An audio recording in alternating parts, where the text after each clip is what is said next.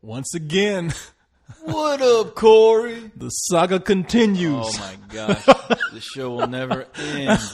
It just keeps going, man. It's a runaway train Yeah, I just to felt, Nowheresville. I felt like you were just here. What the hell is going on, man? God damn. Get myself together. Ugh. The crazy weekend, Corey. Crazy. It has been a crazy weekend. Yeah, I bet. Hey, man, I got to tell you something, though. Tell me. Thank you for giving me that series Dead Set. Oh, did you get to watch it? Man, that's some righteous shit you did. Oh, thank God. Man, I haven't watched the whole thing, but I watched half of it. Okay, well, you know what? Let's not talk about it. Let's not talk about it until next week because actually somebody came on my page and they want a thorough review from us. Oh, they do? So I think we owe it to them. People, let me tell you something. This is this series. It was a limited series. Channel 4, BBC. And I think it was like 5 episodes. It was 5 episodes that actually aired the last 5 weeks in October. Yeah, okay. And 2008. Here's the premise. It's centered around, now it's not set up like a reality TV show. It's centered around the crew and cast of Big Brother. A Big Brother, yeah. In England. Right. And just like that show is like huge. It's like I'm assuming it's their American Idol. I mean that's how I've been what I've been told it's like. Yeah. And so on the night when they're about to evict someone off the show, because that's what they do, there's a house with 5 or 6 people, and they evict people gradually. On the night that they have this big eviction, everybody's crowded out in front of the studio, in front of TVs and whatnot, and a zombie outbreak is happening while all that shit's going on. Yeah. And then all hell breaks loose. Yeah, and it is crazy. It is, and it's incredible. But we will keep everyone posted next week as far as once Corey's done. we will discuss it. I'm a little biased because everyone knows I love zombies. Right. No, I'm the same way, but wait till next week. Yeah. All I'm saying is I'm halfway through it and I'm loving it. I'm enjoying it. Dude. So I would love it. I wish you would have finished it because I've been dying to talk about it. But we'll talk about it next week. Yeah, we will. It'll be awesome. Yeah. So let me tell people what's going on with this, man. Tell them. Well, if you don't know, then now you know. No, if you don't know, now you know. No, the show that you were about to hear. That's right. It's me and co-host. We just sit here. You are correct, sir. We bullshit. We bullshit and we bullshit some more. And bullshit on top of that. The bullshit train just keeps on chugging along. Poo poo. Chugga, poo poo. But we, in the middle of that, we do manage to solve some of the world's problems. We try. God knows we try. There's not a week that goes by that we don't solve at least one problem in the world. People aren't really listening to us, but we do solve them. We will, yeah. The world may not know, but we know. But we know, and then on top of that, if that's not enough, right? I mean, people would normally stop like, okay, I'm bullshitting. That takes a lot of work. Now I'm solving the world's problems. Yep. I mean, that's some heavy responsibility. It's some deep responsibility. It's some deep shit. We put our souls into that. People would normally stop there. They'd be like, "That's it. I can't do no more. I can't give no more. I can't get no more." I'm true. But after that, we even gone to read some of your emails from people here on this site, spill.com. Into the late wee hours. Into the late hours. So, I mean, we try to make this show entertaining for you. It's him and I hanging out, and we try to make this about you too. We try to include you in on our fun. That's right. Our good time. Our good shit. You're hanging out with us today, all right? Yeah. So dump those losers you're hanging out with right now. Come hang with us. Yeah, those friends you got here tonight. They're not your friends. They don't even like you. Yeah, they told me. We don't like you either, but not as much as they don't. Hey, we keep you around to laugh at you. Yeah. Have a good time. That's what we're here for. You hanging out with the cool kids on spill.com. Right. This is it right here. Keep your distance. Keep your distance, though. Yeah, don't get too close. You might get hurt. That's right. So now, I think I've prepped them enough. Yeah, you have. Those sons of bitches. You need to be ready, y'all, because we over here, we're ready. I'm ready. Man, shit, I'm ready. Are y'all ready? Because if you ain't ready, then you're going to get left behind, because if the co-host is ready, I'm ready, and most of y'all are ready out there, then we're ready to, let's do this! The chopper! The chopper! I'm going to go lay my own milk! I've been waiting to do that every week. There you go. I'm glad somebody did it. I'm Corey. a goat and I eat my own milk. The official subtitle of this show. Let's do this. AKA, I'm a goat and I eat my own milk. My own milks. Oh man, that's I don't know where that craziness comes from. I don't either, man. As long as it keeps on coming. The craziness happens, and we just don't even remember where it came from. We don't even know how it started. Yeah. All we know is that it's still here. Not even me. Yeah, not even I. And I'm a robot. That's gonna be your novel. I don't know how this starts, and I'm a robot. By co-host 3000. Exactly. Oh man, hey man, yo, what's up? I've been. Oh shit, you know what? I'm looking at my cell phone right now. Business. Now, do you remember when I had that interview with Tyrese Gibson? Is that Tyrese right now? No, it ain't. No, I wouldn't be name dropping like that. If you're looking for work, boy, times are tough, Corey. What y'all got on Spill.com? Damn recession, y'all boy. got any positions? Transformers finished. I ain't got nothing to do. I'll scrub co-host. I'll do anything. I'll give co-host a massage. Keep him away from me, Corey. Y'all need a model on Spill.com. But he said at the like both times that I did an interview with him, he's been cool, man. Both times I did an interview with him, he said, "Now look, y'all take my number down, and so all my fans can hit me up." And I was like, "What?" Now I didn't really think that was his number, but I was kind of curious. I said, "I wonder what this is." So I called the number, and sure enough, it was like, "Welcome to Tyrese's hotline." I was like, "Oh shit, okay, that's what I." God, what? But now that I called, I keep getting these bullshit ass text messages from I'll read you what this one says. Let me see. Let me get on this one here, because this, I can tell you, they're all the same. I mean, sometimes not even for Tyrese. It's like, check out these new shoes that just came out. Tyrese wants you to know about them. I'm like, God damn. All right, let's see. This one says, oh, you got to call in. Okay, this one doesn't have a message on it. It just says to stop to stop reply. Respond to Black D. What? That's what I'm like. Is that code for something? Exactly. That's what I'm thinking. What does that mean? Black D. It's not even Blackie. Our blackness is Black T. It's spelled BLACKTY. Oh my God. Black Tyrese, I guess. I don't know. And somebody's paying to do that? I mean, he's paying somebody to send that shit out? I mean, how do you make money? How do you make money off that? I think there's a toll. Every time you call, there's like, if you stay on for a certain number of time, they take a toll for that. So I don't know how it works. I hung up when I heard, this is Tyrese Hot Click. This is Tyrese. Check out Taco Bell's Double Crunch Taco. Huh? Tyrese Gibson says the McRib is back. That's what I call ultimately selling out. Right? No, that nigga up there. Everything you get. This is Tyrese. I'm eating a juicy McRib right now. You should get one. Go to McDonald's and buy one. That shit is good. I'll be waiting for you. You get that call. Oh, I had to go, but you should get a McRib while you're here. Too busy sucking on my fingers because all that barbecue goodness. The juice is loose. I left some drippings for you on the table. This is Tyrese. Suck my fingers. Bye. I left some McRib juice for you. God. Yeah, Tyrese man. will never come back. No, not now. Not after this. He might show up here to whoop my ass. What's that shit you talking? What's that black man and that robot motherfucker? Shit, don't talk about McRib. I love that shit. I was raised on that shit. Man, let me tell you something. I had one McRib back in the place. Okay, I tell you what, those things. I don't know if they put PCP or crack cocaine, but I tell you what, I hear those things are addictive. Man, those will fuck you up, because I had one McRib. And every time it comes out, I have to go. I don't even like that shit, because there's something wrong with a sandwich where they try to give you something that's shaped like a rib. Yeah. They mold it. It's like Play-Doh. It don't look nothing like a rib. It don't look they like, just because it has little ridges that they pressed in there, and they have meat that's shaped like bones. Damn. That shit is the nastiest shit, and I'm the first in line when they say McRib is back. I'm like, so am I. I'll take some of that clown food. Damn. I tell you what, no, there's a guy, dude.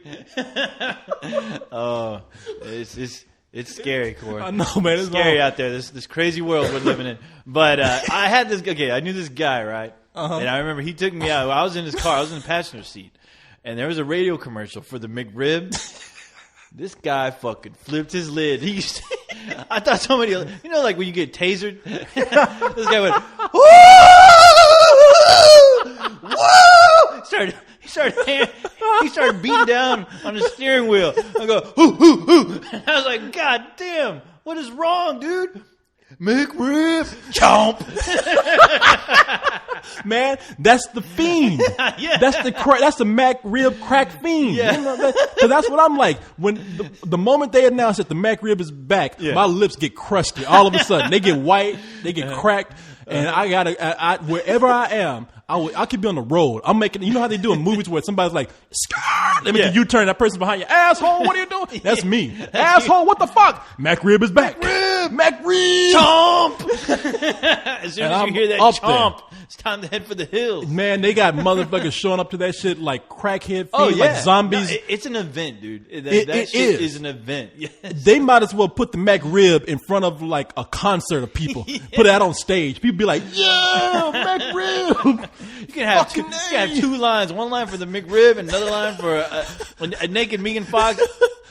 Chances are there'll probably be more people in the McRib line than the Megan Fox. Because you know what you say. You're gonna say Megan Fox always gonna be back. Yeah. Oh yeah. But she'll be there. Yeah, but the McRib is only here for a limited time. That bitch ain't going nowhere. Yeah, shit. She'll be here for a little while. But this bitch over here, woo, she's fixing to leave me. I got to get mine. I know, and that's what it's like too. But McRib, when it goes, it's like, baby. I mean, it's like a McRib sandwich talking to you, like a McRib talking to me. Corey, we had a good time this time around, but I gotta go back. Don't leave me. Don't leave. I'll be back next year. I tell you what, I'm just thinking because we actually went. All right, we actually went to go get the McRib, and this guy he bought 4 McRibs, and he said as soon as he got them, he said, 2 for now, 2 for later. He froze that shit. Yeah. Like deer meat. You know how you kill a deer and you freeze this shit? They asked him if he wanted fries. He was like, no, I don't want that. Give me 5 McRibs. Yeah. That motherfucker put that shit in glass and broke it in case of emergency. Man, and ever since then, since I bought that McRib, I mean, people, I endured some harsh shit, man. Like at work. I mean, if you were one of the people in a place full of, because look, I'm not a big meat eater. I'll tell you that right now. I eat meat. That. Yeah, I eat a whole. And I know people out there. You don't do it. You do suck dick. You know, hi, whatever. But yeah, but the thing is, no, I don't eat a whole lot of meat. I eat I have probably a vegetarian diet like about 4 or 5 days a week, and then you do a lot of turkey. And I do a lot of turkey too. You do, man. You know about the turkey. You know, I know about the turkey. Yeah, you know about that. You know, turkey's lean meat. Mm-hmm. But lean and mean. Yeah, man. So, but when I go and I want to eat meat, I will buy the biggest, nastiest steak. I'll buy the biggest, nastiest burger with grease dripping off it, and I'll buy the biggest, nastiest McRib. But I worked around a bunch of fucking hippies, man. You know, people trying to be all PC with the food and shit. Yeah, and they looked. And I brought in the McRib. Bastards. Yeah, motherfucker, you smell like a McRib, you son of a bitch, trying to talk about me. And they come in and so they saw me eating this McRib, and they were like, "That's disgusting. How could you eat that? It's meat that comes out of a tube." I'm like. And I turned around like, you know, I had the red barbecue sauce on my mouth. No, I just told him. I would say, if it was meat coming out of your mother, I'd eat it too. That shit is good. I can't get enough. But no, I didn't do that. I just said, man, look, for one thing, I need help. Okay, I can't help it. I got to eat this shit. Second of all, man, it's just one you saw me eat. It's good. You know, come on. It's just, it ain't killed nobody yet. Yeah, exactly. Hey, Christmas never killed nobody. Hell yeah. Shit. McRib. Say, you know, you tell your kid Santa Claus is bringing your shit. You know, you lie to your kids every Christmas. Fuck yeah. At least McRib ain't never lied to me. McRib never told me there was a Santa Claus, and you just told me there wasn't. No, but then McRib, you're my only friend. You're my only friend. Yeah. You break up with your girlfriend, you lying in bed with a McRib. McRib will always be there for you. But I tell you, what I was leading up to with this is that I never lived that down for years. I still from work, I still get emails from people calling me McRib. Hey, what's up, McRib? Like, you motherfuckers, man. Hey, yo, McFucker. That's what I tell them, Corey. Go McFuck yourself. Yeah. with you and that fucking clown. Yeah. But no, man. So I'll get off the McRib now. I just want to let you know the McRib is back. Oh boy, big old billboards and shit. Call my buddy. That shit, videotape that shit. Motherfuckers look like, you remember in Dawn of the Dead when they were coming up on the mall, all the zombies. Oh yeah, people coming up McDonald's like that when the McRib is back. Banging on the wall. McRib. So how you doing, man? I'm fucking doing good. Benedict Arnold. I heard you on did another one of those Leogs. Leog. I told you that. I told you. Heard y'all had some super hot chick on there. Yeah, she was a chick. She was hot. Yeah. Okay. Yeah, we had they had Ruby Rocket on. And Ruby Rocket. for those who don't know, it's not like a hamburger joint. Huh? It's not like a hamburger joint. Ruby Rockets.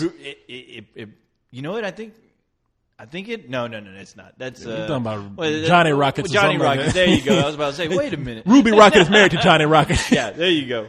But no, she's a chick that basically she dresses up as superhero chicks, and that's what she does. So, That's always made me laugh, man. These people who make their living by going to convention dressed up like Batman or whatever, Xena or some shit. Yeah. And for some reason, it's always cooler when you're a girl doing that kind of shit because God knows there ain't no way in God's green earth that if you're a man and you're doing that shit for a living, you will be ridiculed, laughed off the street, man. Yeah, you remember Tron, dude? Oh yeah, that guy. Yeah. Well, he had some other things going for him, I guess. Like what? Like almost popping out of that suit. I'd pay good money to see that shit. That shit had rolls coming out. I was like, that motherfucker can't fit in no light cycle. Come on, man. Ain't light at all. Ain't nothing light about that dude. Ain't nothing light about him. Gonna put calories on that motherfucker. Cycle. If you see that Tron suit, it ain't nothing but some long johns with lights on them. Exactly. I like that ain't the Tron. I know. I know. He has that terrible mustache. He looks like the guy from fucking Office Space. The movie. Yeah, Stephen Root. Yeah, he looked like that dude. All pimply and crazy looking. I'm gonna burn down the building. Yeah, and that motherfucker was on David Letterman too. I mean, that's hey. Man, you want to know something pretty sad? I'll let you go back and tell me this thing. I'll just make it real brief. I went to the convention, and I feel bad even saying anything about this because I was there for a friend. I went say it anyway, Corey. I will. Yes. They ain't stopped us yet.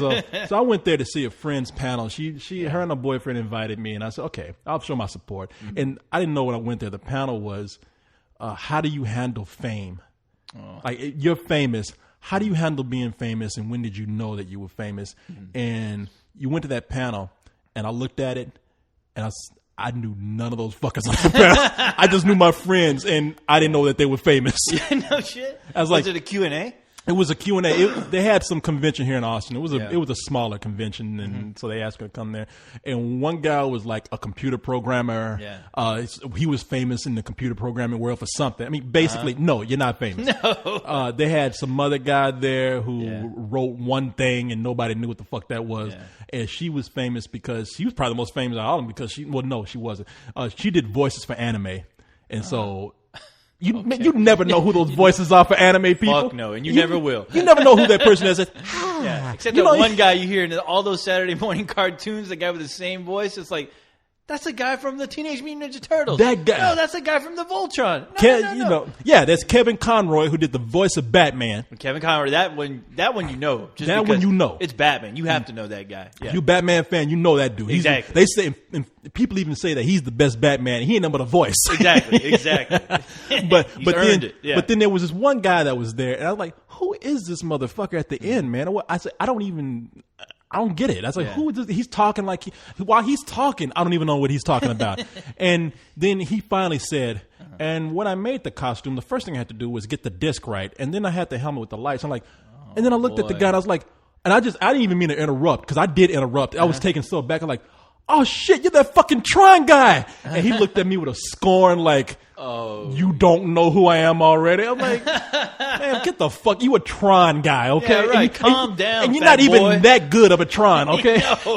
You know, if you were real Tron, you would shave that fucking mustache off. No, you're unfortunately, dude. Yeah, that guy is a walking joke. I mean, you're a fat guy in a Tron suit. I mean, that is your career, all right.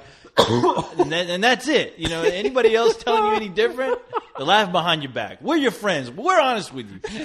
Yeah, your true friends are here. Of course, your friend at least. But I don't want nothing to do with it. I'm sorry, I didn't mean to interrupt. I just remember thinking about that dude because he's the best example of what you're talking about. Yeah. Now, if he was a hot chick dressed up as that could be the most raggedy fucking costume. She could have made that shit out of garbage bags. People would have been like, she's fucking hot though. Exactly. No, can't no guy do that shit, man. Right. Either if you are a hot guy, people gonna say you're gay. Right. Yes. You got problems. You need professional help. You need to get him on Maury Povich. But no, they had her on, and that was Okay, I'll tell you right now. That was the biggest nightmare I've had all weekend. What happened? Man, oh God. Okay, basically the guys tell me they're doing a Green Lantern show. And I'm like, Green Lantern? I'm the biggest Green Lantern fan there is. I got my shit. You seen my books? I tried to walk in the studio one time. It was a maze made out of Green Lantern comic books. Exactly. You know what? That was all due to me studying my ass off, because as soon as I heard they were doing that, they invited me to do the show. So we all show up. They end up doing the show at Tribe Comics, which is a local place in town. Tribe Comics. They didn't do it at Austin Books? No. They did it at Tribe. They did it at Tribe Comics. But basically, we all show up, and I see the chick there. I almost didn't recognize her because she wasn't in no costume. Okay. She was hanging out. Now let me ask you something here. Okay. Now, her secret identity. Now let's just go ahead and cut the bullshit here. When she ain't dressed up, she's probably not as hot as what you're trying to say. You know what? You can be honest. I'm not trying to say anything, Corey. You said that, but no, honestly. You wouldn't think anything of her. Honestly, not that that's a bad thing. It's just you wouldn't. If you didn't see her in a costume, you'd have no clue who the hell she is. She was wearing she was in her Clark Kent gear, so she was wearing glasses. So what you're saying? I'm putting it nicely. Yeah. What you're saying is she is a good looking girl. She just ain't like the head turner that she is when she's in costume. You're right. She's an average good looking girl. She's average. Yeah. Okay. She's average. Good looking girl. I'm sure great personality, but you already. That's fucked up right there. I wasn't paying attention. Look, Corey. The thing is, when I showed up, dude, I knew she was going to be there, but my attention, my being was not there to, just be in awe of her. I was there to talk about Green Lantern. You were there. You had business. I was there. I brought my comics. I'm floating, going through my pages, looking through the comics, getting ready to just, go off. When the show started, I started going on. Of course, there's a girl there. So, yeah, I'm going to bring it to the audience's attention. Hey, there's a girl there. Wow. And I do my lame jokes, and I'm picking up the vibe that maybe she doesn't get. I make a comment. I make a joke basically saying, hey, guys, I was trying to get her drunk. That's why I told the guys to keep feeding her drinks. So basically, I was like, yeah, because, hey, there's I continue with the joke by saying, yeah, we're trying to get her drunk. And, hey, guys, there's 20 of us and one of her. And all of a sudden, her eyes light up and her mouth opens up like, are you trying to instigate a rape? And I'm like, no, stop. No. Well, did she really think that? No. At first, she was I couldn't tell because every bad thought that could possibly go in my head is happening right now. And I'm saying to myself, did that just come out of my mouth? Did that just come out of my goddamn robot head? And I'm looking around like, oh, shit. Panic mode. You know what? You're taking this situation way too seriously. It sounds like a lot I'm telling you this only because this is what's going on in my head. I'm sure in the real world, any of this I'm talking about right now, it didn't go down the same way. I'm sure it felt fine. It felt just normal, like that's how they talk, whatever. But for some reason, I've been drinking, and I'm just thinking, this chick thinks. Are you trying to rape her? I'm trying to rape her or something. What's going on with you, man? I don't know. And that's the thing. That's the scary thing because I'm like, no, that's not what I intended. I thought the story was going to be like you actually did try to rape her. No, no. Corey, I respect the ladies. I respect them. But the thing is that I was like, God, number one, I don't know who this girl is. Number two, I don't know what her type of humor is. Number three, I don't know if she gets me. Number four, I'm ruining the Lee Yog show. Number five, I need to shut my fucking mouth and just leave because this story, I was so pumped to talk about Green Lantern. It ended up, it turned into something else. The saving grace is that after, I was like, look, I didn't mean to seem like I was going to rape you or we were going to rape you. That was not the case. I apologize, but the thing is, she said, you know what? Hey, I've heard far worse. And I was like, oh, God. Woo! Now, at the same time, now get this, Corey. It gets even better. Right before we actually start to record, a family comes in, like two little kids, right? Probably around, I'd say about 8, 10 years old. Who knows? And a mother. Their mother, I'm assuming. So they both walk in the comic book shop, and it's about 8, 9 o'clock at night. So I noticed them come in, but as soon as I'm on, everything around me you just goes black. You I'm start, on. Then you start saying things you weren't supposed to say. Right? I start describing one of the characters in this Green Lantern comic, which it was this guy that looked like a tongue, and he had a vagina for a mouth. So I said, there's this guy who has a vagina for a mouth, and as soon as vagina comes out of my word, it's like I said the N-word or something. It's like everyone just kind of stopped and looked and like, and I heard some, and I'm like, well, what's going on? Anyway, but the funny thing is that right after that, right before, those kids walked out with their mother. And I saw that, and I was like, oh, God, no. I've been saying vagina and God knows what else while this family was in there. And I honestly thought that I ran them out of there, out of the comic book shop. Oh, shit, and those kids got to hear it sometime. And the guys who were letting us hang out and do the show, you know, I was like, I just ran away their business. So I look at the guy, and I'm like, okay, I tell it while we're recording, I stop everything. I'm like, look, I'm sorry. Look, guys, I'm sorry. I think I just ran out some customers. There were some kids in there. I was using some foul language that I should have never used. I forgot that they were in the damn store, and I apologize. And then the guy comes up. He goes, look, if a mother can't handle her kid hearing vagina or pussy or whatever, to hell with him. But at the same time, one of the other guys said, hey, don't worry. She was cool. She said, while co-host was going on his rant or whatever, she was laughing her ass off. And she actually asked the comic book guy, said, hey, what the hell are these guys doing? What show is this? Because I want to hear it. This is some funny shit. And apparently the guy told her it's for Spill.com. Check it out. This is the show they do. They do it every week. It's called Leog. They do another show, whatever. And I got some fans. You know what I'm going to do? I'm going to put you out in the middle of the street where you just say nothing but vagina all day. and turn some fans. Pick up some fans, yeah. Anyway, yeah, I'll let you fast forward to all this bullshit. I'll edit it down. Don't worry. I have some issues I need to take care of. I'll get the juiciest moments in there. The thing is, though, is like, I'll put it in there. Okay, I will say this. I'm very passionate about what I do. I'm not going to try to lie about that. I honestly think about it. There's shit that I say and things that I do on here that sometimes people really love. And in the back of my mind, I'm thinking, that's goddamn fucking awful. I almost want to call you and say, cut that shit out, please, because that's awful. And people will start quoting it and going crazy over it. And sometimes I can't wrap my head around it. And I just don't get it. That's the thing you got with being a robot. You know, you get away with a lot of shit. People just love it that it came from you. Coming from me, people be like, that motherfucker's stupid. You know, ain't nothing cute about him. But hey, he just a peanut head dude. I guess. But the co-host say something. I guess it's a double-edged sword. But you know, that's why I go to your page. I don't go to my page. I go to your page. You do because I go to your page because that's where you got all the chicks on there. Yeah, I do. You know, I try to be cool about that. I got women posting the pictures on my page with no teeth. Oh, you know, grinning at me and shit. I can't come here. I got to go to co-host page and get and look at the naked. Man, look at Presley getting naked. Man, that's what I was gonna bring up. This chick Presley. Yeah. All right, Presley, baby. I want to know what's your deal? Because leave her alone. I ain't leaving shit alone. Leave her alone. I want to know. Leave all my ladies alone. I'm just saying, you got these naked pictures going through there. I want to know. Let me tell people about Presley. Presley's some punk rock chick or something. I mean, I don't know.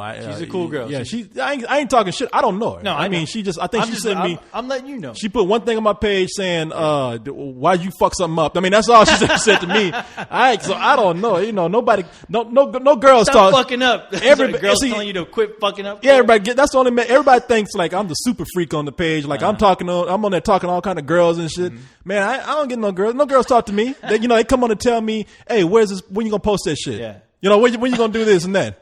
But I look at shit that goes up, and this girl Presley, man, she like I said, she's some punk rock chick or some emo chick. I don't know what the fuck She's not emo. Don't say that. Okay, I don't know what the fuck. I don't know shit. She told me to quit fucking up. I don't give a fuck. I don't know who she is. I don't know you, Presley. I don't give a fuck. Who she is. She's cool. Shit, all I know, you got black hair. That could be anything. Shit, you could be the next Crow for all I know. Shit. But I don't know where you get that from. But go ahead. I don't know the fuck. You might be the next Matrix movie or some shit. I don't know what the fuck is going on. But she She likes to put up a lot of pictures of herself nude. Now she ain't showing anything. No, and it's censored. And it is censored. I don't know. You might have some. It's tasteful. You might have some uncensored ones. I don't know. But I don't ask for that stuff. okay, I don't know. You might have it. I don't. If she did, I'd tell you. Yeah. Hey man, I ain't asking. If she did, hey, I would tell you. Hey, look, No, man, she I ain't asked. telling you to give away your private stash. Okay, Hey, you know. Hey, Shit. You know, all those men that send me naked pictures, I don't tell anybody about Yeah, them don't, for please. one thing, nobody needs to know. please don't. And, Yes. for another thing, well, I didn't ask for those, but so when Renegade is sending me naked pictures of himself, Oh no, boy, Renegade. That's your buddy, Renegade. but he's trying to be, but no, but when she sends pictures to you, right. and she has pictures of. First of all, I've seen her in pictures where she's like says, "I do some modeling," and she's all turned around, a back all arched, and she's taking black and white pictures of herself all nude Right. and everything. There's pictures she's like taking of herself kind of topless, covered up and stuff, like tee-hee type pictures. Yeah. Tee-hee. Right. But then I've seen her send some pictures to you where she's lying in bed and she's got kind of everything showing, but she's got it censored. She covered Right. up. You know, she got the Bermuda. Thank God. She's thinking of the children. Yeah, she got the Bermuda Triangle down there showing, and then she got her 2 Mount Everest with Yes. with the peaks out there showing, and I'm like, and then she's got them all blocked off. But then she Right. puts another one up there saying, yeah, this is it says co-host, and it has arrows going down to the Bermuda Triangle and to the Twin Alps. It was done. It was done Twin in paint. Peaks. It was Yeah. done in paint. It was because the shit is like squiggly line. ain't nothing artistic about that shit. No, straight she's to the point. She's beautiful. Don't get me wrong, but I'm wondering like, damn man, now how many more of these fucking freaks you get like this you got on Hey, there? don't call them freaks now. Be I mean careful. freaks in a nice way. I'm talking about Rick James type freaks, super okay. freaks. You know, I ain't talking about freaks like 3-headed ladies and bearded women and all that kind of shit. Quite a few. I won't lie. I think I'm probably like one of the luckiest robots on a website where I can get girls. For some reason, they love flying over to my page and telling me how much they dig me. And it's funny because other guys on the side will go, co-host, what the hell is your secret, dude? This doesn't make any sense. It doesn't make any sense at all. How are you getting all these goddamn women? Because women love mechanical things. Now we all know that. Well, that's a lot better than my answer. I just go on their page and go, oh. That's good. No, a gentleman never tells his secrets. Yes, right. That's what I say. But no, I have to admit, I have the greatest female fan base, and I'm very appreciative of it. I every time I see something a pretty girl post up, I'm very proud, and I can give some names. I can go. Like Presley's who? one of them. Jim Nazi, Moxie. We got Metal V, Scrivs. I mean, I can go on, and I'm sorry, I don't want to. I wish Scrivs I got a dirty mouth on her. She sent me some nasty thing the other day. Really? It was like something. She's like a kind of like a cool nerdy She cute said, chick. Yeah. She sent me some nasty shit the other day. Yeah, no, Some shit in the test tube? ass all showing. No, she didn't do. What? I'm kidding. No, I don't even want to put that out there. But no, she. I was She say, no, where she are those just pictures? No, she I just, haven't gotten I don't get any those. pictures. She just wrote a joke. It was kind of like a dirty joke, but it wasn't anything. Was it bad. one of her chemistry jokes? She loves sending me those. I don't even want to hear that shit. Hey, I appreciate the humor. Yeah, somebody told me some botanical joke the other day. What was it? Hey, what? Let me see what it said. It said, it said, so a mushroom was talking to his friend, and he said, "Hey, what are you doing?" The friend says, "Oh, I'm about to go to a party. Yeah. I would take you, but you're not invited." And the mushroom says to his friend, "I don't know why I wouldn't be invited. I'm a fun guy." What? You get it? Wait a minute. Think about it. I ain't don't gonna wanna think about it. That's what I'm talking about. That's why I don't want to deal with no fucking chemistry jokes. If the botanical jokes ain't doing it for you, chemistry is going to be too far out there. I get it. But anyway. No, yeah. anyway, yes. But no, man, you got some. No, hey, it's man, nice. look. No, they're really sweet. They're really nice, and I would never. Now, how many I of would them never send- ask for anyone to do anything that they, that Any of them sending pictures of themselves naked to you? besides Presley. Yeah. Actually, well, I can't. A gentleman never tells. Oh, okay. And a robot don't say shit. Oh, you do nothing but say shit. But, But, did they yeah. tell you not to tell or something? Well, actually, you want to look at it? What budget? you almost got me. Look at you. I'll let you just think about that tonight, Corey. But I ain't gonna think about shit. I'm gonna be on your page doing research. I'm gonna be in there. You can only unlock the whole goddamn spill page. I know. I'm gonna be on there fucking master key. Hell yeah! I'm gonna be in there doing some guy. I'm gonna play God tonight. Run home, and delete everything. Shit, I can retrieve I'll delete it right now. It's encrypted somewhere. I'll get it. I'm still deleting. I got it. You can't hide. You can run, but you can't hide. No, I'm very appreciative of all the spill women. Give me a hint. Give me a hint. Give me a hint of the naked picture. Presley. Yeah. Okay, the other way. No, nobody sends me. I don't ask for naked pictures. Nobody sends them to me. And nobody sends them to you. I don't. Yeah, I'll give you some. I don't have any naked. You know, nobody sends me naked pictures. I know you'll send me. Your I'm sending mine out. It's like, Corey, this is the wrong goddamn email. Quit fucking this up. I'm in Death Metal Virgin. Sorry. You're looking like Burt Reynolds in that really old goddamn Playgirl magazine. Yeah, and I got the mustache and everything. Enough. Shave that shit. Have you met any? I thought I saw a lion in there. Yeah. I'm sitting up there. God. Me and the lion are spooning each other.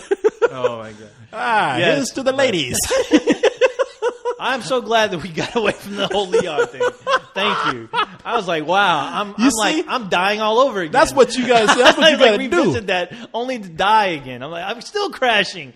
I know you. I ain't gonna tell you. You told that story, and I was like, "This motherfucker's lost in the middle of this story." That's exactly. You told now that story. I have two shows where you can hear me go insane. Well, I'm gonna tell you right now, it's some good stuff in there. I'm gonna edit it out because I saw you getting nervous. Yeah, I know. I'm like looking at you like, please. What is it about that? And that's exactly what I was looking at. I was looking at the guys. And I was like, I was almost trying to use telepathy on them, telling them, please fucking stop me now. Please, somebody help. And they're just looking at me just like, see, people, when you hear that story, you're going to hear the edited version. Yeah. I'm okay because co-host, his eyes were like steaming right now. What is it about that situation that makes you nervous? Because you were getting nervous all over again. You're looking at me like, I've never been. I've never been nervous like that. This motherfucker's nervous telling this story. I don't know. And that's kind of the thing that I'm trying to figure out. Do Leon and Cyrus? Hey, let me ask you something. Yeah. Now, be honest with me. Right. Mm-hmm. Did Leon and Cyrus touch you? Did they do anything to you? I was praying for any kind of human contact. just to wake me up. You wanted to be molested. If somebody touches me, and like I felt like I was in a bubble, and I was choking. Nobody cared to open it up. Because I want to. Were you sexually abused by them? No. Did they do something to you? Okay, nope, all right. Nope. I think it had a lot to do with the.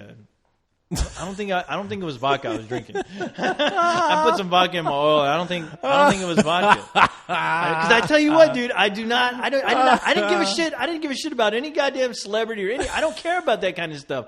I just flipped out. What celebrity was that? Ruby Rocket? That ain't no celebrity. No. Grant. No, Grant was a celebrity. But the thing is, I almost forgot. I didn't feel too bad because I think Grant had the same experience that night.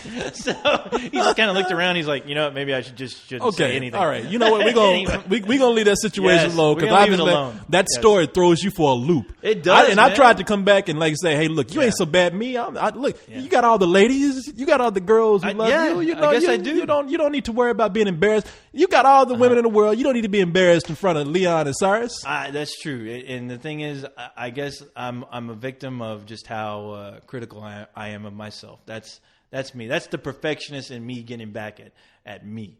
And I need to learn how to control that, I guess. I don't know. I need help. If there's any psychiatrist out there that's willing to take in a robot and help him out, help! Yeah. We're gonna get you the help you need, okay? There's something happened here. I'm gonna get to the bottom of this. Yeah. You like an abused wife. They did something to you, and you ain't telling me what it is. I'm gonna get to the bottom of it. I'm telling you, dude. Yeah. If they touched you, you let me know. Mary touched me one time. Okay. Well, that's the kind of touch you want. I told Cyrus. A little loving touch. I want to talk about that. So I'm not getting any pictures, but I tell you, tonight, ladies, I will be sending out my I'm getting there. Ladies, tonight I will be sending out my weekly spill pics of myself. I'll be on a furry rug with nothing on tonight, nothing but a mustache. Oh my God! I'm like, hey, you know what? If nobody's giving me anything, I'm gonna give to the world. Hey Corey, that's. You know, you got to take charge, my friend. See, you see how I am, man. Nobody ain't never gave me anything. Nobody gave me nothing. You like the guy in Alien 3, the black guy? Nobody ever gave me nothing. I'm like, that's the only part I remember about that movie. I'm like some, you know, those sports stories. I'm like Rocky, you know. Nobody ever gave me nothing. You're like the Rudy of the exactly. But you know, nobody gave me anything, but I give and I give. You know, nobody sends me pictures of themselves naked, but I'm always every week taking pictures of myself naked, sending it out there. I'm over here rooting for you, Corey. I'm the Rocky of nakedness on this website. You're that train that I think I can. What's that little choo-choo? The choo-choo that could. What was that thing I think I can. Choo-choo. Take naked pictures of myself. Choo-choo. Yes. Hey. Ladies, I hope you appreciate my charity that I give you. Yeah. And that's a major charity right there. Send Corey some naked pictures, please. Nah, I'm kidding, man. I'm joking. I'm glad for everyone. This is what I want. I want everybody to get that thing and be respected and get this is your payment. Yes. Because I know you don't get much. It's all about being respected, and you know, maybe there's a part of me that thought I wasn't being respectful to Miss Booby Rocket. Man, don't leave that situation alone. All right, we ain't going back to that. That shit keeps sucking you back. I don't care about that situation no more. Kids, respect the ladies. That's all I got. Kids are always asking me, co-host, what's your secret? Hey, be yourself, respect yourself. And you know, you just go about your business and don't bother nobody. Now you know. Yeah. Coles, what's your secret to getting pictures I of naked chick? I don't fucking know. Quit bothering me. My man over here. I got to be like you, man. I'm trying to be like you. I'm just trying to put 110% in this thing we got going on. I'm trying to be like you. Give the fans what they want. Can I hang around you some more? Have some of your fuck no. Have some of your whatever it is that makes, because it's funny. You ain't even got a dick, and you more man than I am, boy. Hey, wait. I got problems too, Corey. Yeah. But no, you can't hang out with me. No, okay, I got enough problems. Just thought I'd ask. I don't need another one. Can you show me some of these pictures? Huh? Sure, man. All right. You know, I ain't getting any. Can you share with me? Come on, be tasteful, man. After work. Come on. And ladies, if you ever want to talk to a real man who actually has an attachment to use, you can't get anything talking to people like that. Go talk to Cyrus, because ain't nobody talking to me. You might as well be using Cyrus' go talk to Carlisle. Right you get the same response. Nothing. Leon got an afro. Go talk to him. I guess I ain't got shit to give you apparently. Anyway, yes. Man. Oh, we will soon be coming up on the hour mark. Witching hour? On the witching. Not yet. We got a little time left, okay. But hey, let's go. I'm ready. I'm here all night. I ain't got nothing to do. Go on, keep going. Can have 5 hours, 6 hours. Keep the party going. Yeah, let's keep it going. Let me forget about that last segment. Let's get on to something funny. I know, exactly. I was like, God damn, this motherfucker's looking confused right now. It's like The Sopranos. I was sitting on the couch here. Yeah, it's like I'm sitting up here taking notes. Like, what happened? These are all signs of sexual abuse right now. Still don't know what the fuck's going on. So, what else has been like? Let's move on to some good things here, man. Mm-hmm. What else has been going on with you? Get your mind off that shit. What did we do, Corey? What did we do Saturday night, my brother? Oh, that's right. Don't forget. I talked to Carlisle about that real quick. Did? Man, we went to go see My Bloody Valentine. Yep. Saturday night. I picked 3D. Up the goals, picked them up. We went to go see it in 3D. Mm-hmm. Look, people, I can see what Carlisle is saying. I can understand how he can look at it and say, this is a shitty movie, this is bullshit. Mm-hmm. But, hey, man, we saw it at Midnight Movie Madness. Yes. And people just don't give a fuck at midnight, man. That crowd that was there? I mean, there wasn't much of a crowd, but the guys that we were there with, I mean, that were all hanging around us, those guys were ready to scream and yell and just have a fucking badass, kick-ass time. See, don't talk about black people at the movie theater. Oh, no. Because at midnight, everybody turns black. Yeah. That's the crowd you want to go see that type of movie with. Everybody turns black and they yell at the screen if it's that kind of movie. Oh, yeah. Because I'm getting a little ring a dink here. Oh my God, is it? My phone's ringing. It's one of the animators calling. Man. Told you not to call me here no more. Let me put that away. No, man. So at midnight, man, you go to these movies, and you okay. There's three kinds of people there. There are the college students. Yeah. There are the high school students. There are the black people. Right. You. and then me. And then, we'll just say the minorities, you know, because that includes Mexicans. Black and the Mexicans are known for just yelling that shit. Yep. And then there's the drunk people. Yeah, the white people. And we covered all that. We had some beers in there. Uh-huh. You had the black guy with you. You had, I think, weren't you with somebody that with us? Weren't they like a college student or something? Yeah. Okay. And all right. So we had it all covered in that one group. Yeah. Mm-hmm. And everybody in the theater. I think, look, it wasn't crowded. No. But like there were these guys sitting in front of us. Like I think five guys. Yeah. Yeah, and they looked like they look really. Now I said emo before, but they looked like emo college kids. And even they sound like, "What you gonna do, bitch?" You know? Exactly. I'm telling They you. started sounding like Corey. Yeah, exactly, man. I came in there drunk though. Right. Yeah, you did. Yeah, I know. Because you were flipping out at the time. There's some scenes where I'm like, oh, God. Man, let me tell you something. People, you just have to go in with the right frame of mind and see the right group of people. This movie has bad dialogue, bad acting, flat direction, really. But you know what? It's straight to the point. Yeah. They had 3D. It's 3D. It's 3D matters when it matters, which is when people are getting killed. They did everything that they could with a pickaxe. That motherfucker was a pro. He could have done open heart surgery with that pickaxe, which he did pretty much. He did at the opening of the film. He could have pulled a splinter out your finger with that pickaxe. I mean, he did everything with that shit. And I ain't never seen so many pickaxe deaths. Oh, dude, it was in beautiful. a shovel. Yes. And and I almost forgot about the best death scene, which was the midget that ends up getting. Oh man, this movie had a midget stapled to a wall with stapled to the ceiling with the pickaxe. Oh man, and that little they had a midget in the movie, and I'm not gonna even lie to you. I saw that midget, I'm like, she ain't such a bad looking midget. She had some big tits oh man, on her, dude. Man, that was that midget. That's why she was walking so funny. That midget's tits were bigger than she was. And she was wearing them big ass cowboy boots. I know to balance her, I guess. Now and look. People, I'm not trying to be harsh against little people, dwarfs, midgets, whatever. We love them. We love them. I'm a little person. I told you, man, this midget was hot to me, but there's something funny about seeing that little body when it gets. As soon as you see it, you see that axe, you see that pickaxe go right up through her head into the ceiling. Crash! That bitch gets nailed to the ceiling. It's like the Incredible Hulk went through that ceiling. Everything comes crashing. Yeah, that's true. And then as soon as that guy needs his pickaxe back, he goes back, pulls down that axe, and you see that Mitch just fall like a second potato. And it's a little body, Boom. man. Yeah. It looked like, you know what it looked like? It looked like they just killed Chucky. It looked like they killed Chucky, and it looked like it was the actual doll. It looked like a doll. It looked like something at Benny Hill. It was just a doll. You know when you see Benny Hill and they have a real person go up, and then that person will jump off a building, and it'll turn into a dummy. Yeah. Those special effects where people, like, you see the real person about to, like, jump off a building, and then it cuts, and it's like this real floppy dummy going down. It's like a stuffed animal almost. Yeah. That's what that midget was like. I mean, there's no way to make special effects for a midget dummy look convincing, because that shit looked like a toy. It was hilarious. That body was flopping. Oh my God. Oh, that was a great time, dude. And every time somebody got killed, you're right, man. I was the loudest guy in there because I was drunk. Nobody gave a shit. And I wasn't even scared. I was just, every time somebody got killed, And I know, and you know, Corey's drunk when he's sitting in the wrong seat. He came up.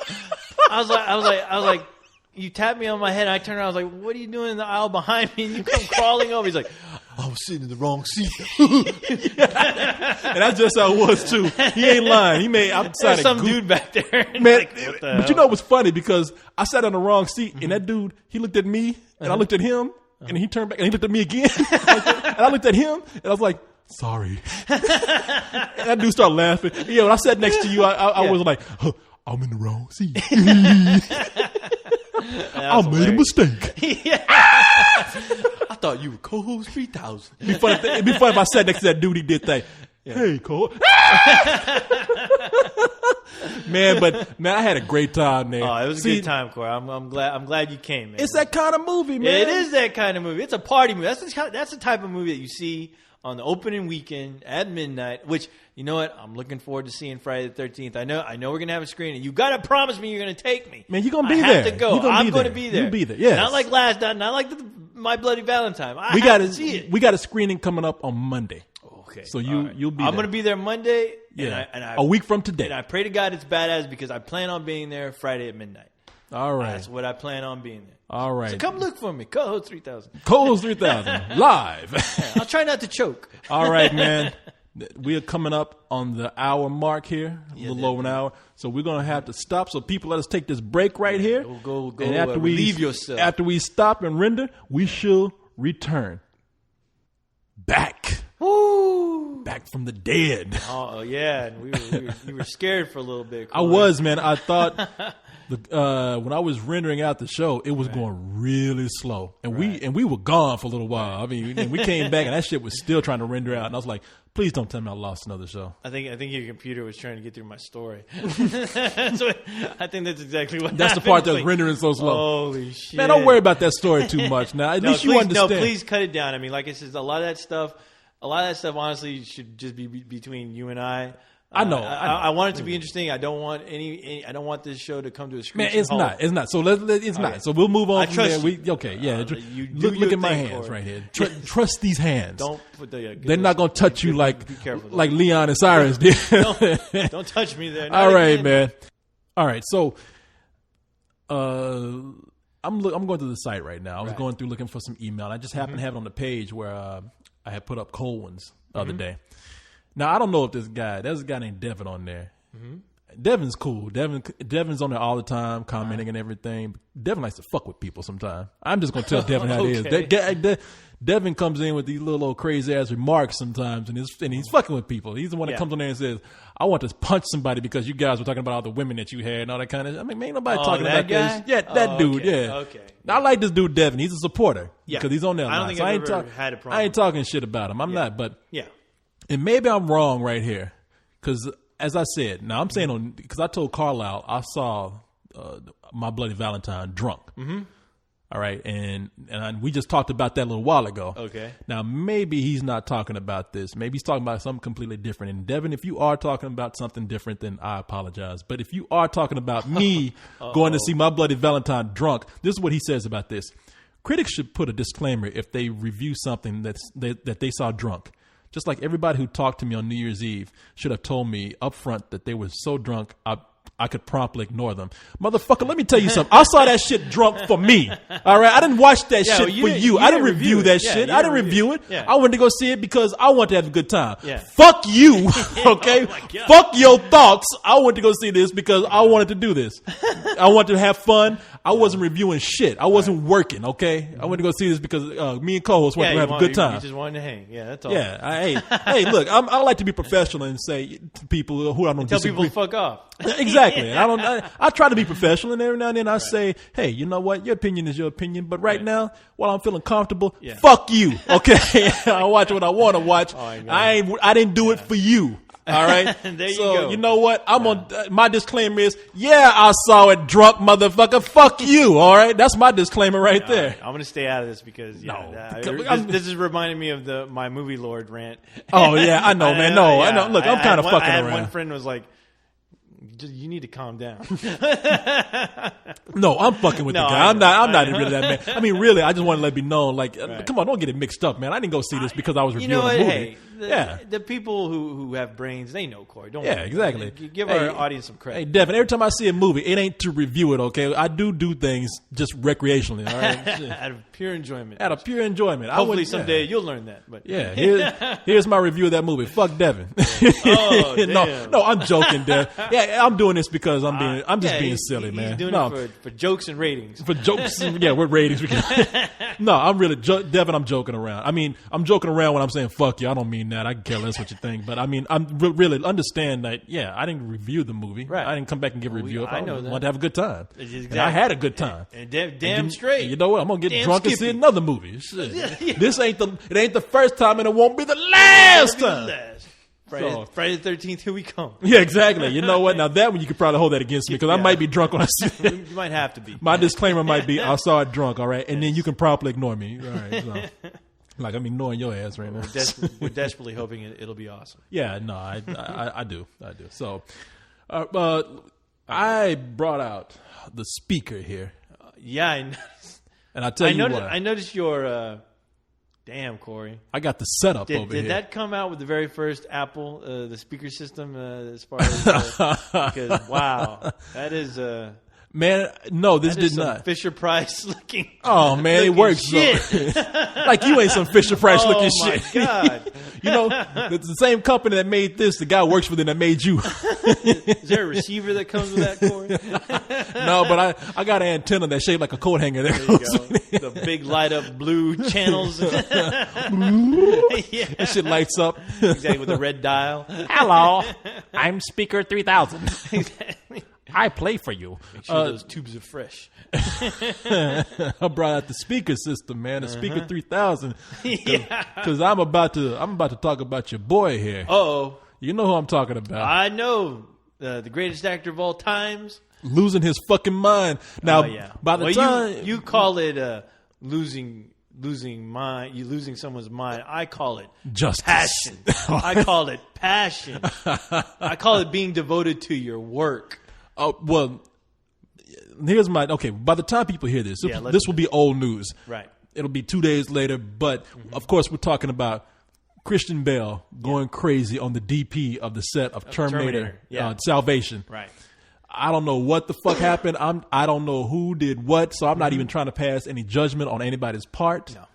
But all I know is I heard that and I lost my fucking mind laughing. Now you just laughed at it. Yeah. I couldn't help it. I heard it earlier, and when I was listening to it, like you guys hadn't told me, I thought maybe this had just happened. But when you mentioned Terminator, I remember telling you, I remember reading a story like a little after that whole fiasco with Christian Bale and his mother. Yeah. He flipped out on the set of Terminator. But the story went along as there was someone who was messing up a scene, and Christian Bale flipped out on him because he was ruining the take. Do you know what happened? Do you know how he ruined that take, or supposedly ruined that take? He was moving. It was a DP who, for some reason, was adjusting lights. He said he was adjusting a light. Now, what DPs don't usually DPs don't do that. They're grips for that. I don't know. Like I said, I wasn't there, but right. When you say that he was disrupting the scene, now from what I understand, he walked, and if you listen to it, Christian Bale says he walked into his eye line. Yeah. So he's into the scene. Christian Bale's trying to do he's into his character. John Connor. He's John Connor. So you know that's some heavy shit right there. He is John Connor at that point. Yeah. So he walked into his eye light, and that just flipped Christian Bale out. Like it broke him out of the scene. Yeah, it took him out of character. And if you listen, he does say he's done it. He's done it twice. Yeah, so he's done it more than once. Yeah, he tells him like, "What the hell are you doing?" You know. So he flips the fuck out. Right. I mean, and he's yelling at this guy. I mean, you even hear shit rustling like he's about to lunge at this guy and beat the shit out of him or something. And it's hilarious. Yeah, no, it is funny, man. And so I got different opinions about this. I got because like I said, I wasn't there, right? But I got based on what happened. I got, as usual, I got a lot of opinions. I'm gonna solve this. I'm gonna get down to this. Opinion. Whatever happened here, I'm gonna get to the bottom of this. And I'm gonna help Christian Bale out. I'm gonna help this DP out. And they're all gonna be better people. We're gonna investigate this shit. Exactly. We're gonna do some Dark Knight work. Exactly. We're doing some Dark Knight detective, Sherlock Holmes shit with this. MacGyver shit with this. Shit will be solved by tonight. Whatever the major dysfunction was, when they hear this, they're gonna be like, "That makes sense." Yes. So let me go ahead now. Right. Let me get your rig started. Let me get my equipment here together. Did you get the crank? You crank it up. Got the crank it up right here. Warm it up. Got the Soundtron 3000 up here. So because I'm gonna tell you something about this system I got here. It looks old, but this shit. Yeah. The sound is so crisp and clear that you can even hear the sort of what they mean in their voices, like what they really mean just by the tone of their voices that they don't even know. I know who's lying. Yeah. I know when when they mean one thing and they mean something else. Oh yeah. Like this guy's probably yelling at him saying, fuck that DP, but I can hear his voice and he's probably saying deep down inside, I love you. We can hear his goddamn inner thoughts. And we can hear his thoughts and thanks to this machine. But thanks to the realistic Dolby Jr. with unreal sound. The TXH 3811 and super mono. Brought to you an anamorphic duo vision. Let me go ahead and use your mic now. Right. Let me stop this. And when I stop, I'm going to use your mic. We're going to get to the bottom of this. All right. Okay, here we go. Kick your fucking ass. I want you off the fucking set, you prick. No, don't just be sorry. Think for one fucking second. The fuck are you doing? Are you professional or not? Yes, I am. Do I fucking walk around and rip that? No, shut the fuck up. I like the way that motherfucker. Yes, I am. Shut the fuck up. Sorry, Mr. Bell. Sorry. Bruce, do I want? No! Don't shut me up. Am I gonna walk around and rip your fucking lights down in the middle of a scene? Then why the fuck are you walking right through? Da-da-da-da, like this in the background. What the fuck is it with you? What don't you fucking understand? You got any fucking idea about, hey, it's fucking distracting having somebody walking up behind Bryce in the middle of the fucking scene? Give me a fucking answer. And the Bryce he's talking about is Bryce Dallas Howard, who's his co-actor in the movie. She's the daughter of Ron Howard. So apparently he walked behind her head and he saw this shit. He lost his fucking mind. Give me a fucking answer. What don't you get about it? I was looking at the light. Oh, good for you. And how was it? I hope it was fucking good because it's useless now, isn't it? Fuck's sake, man, you're amateur.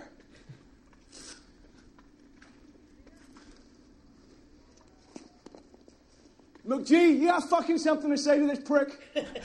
That's the director. Somebody should be fucking watching and keeping an eye on him. Hell yeah. Yeah, Hell, Christian. This ain't no Charlie's Angels. Mac G is of course the director of Charlie's Angels, and he's director of this movie. And Christian Bale is just like, control your fucking guy over here.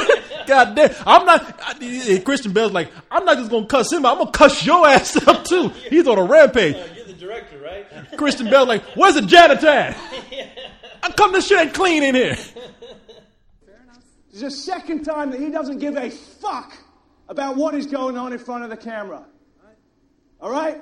I'm trying to fucking do a scene here, and I'm going, why the fuck is Shane walking in there? What is he doing there? Do you understand my mind is not in the scene if you're doing that? I absolutely apologize. I'm sorry. I did not mean anything. Stay off the fucking set, man.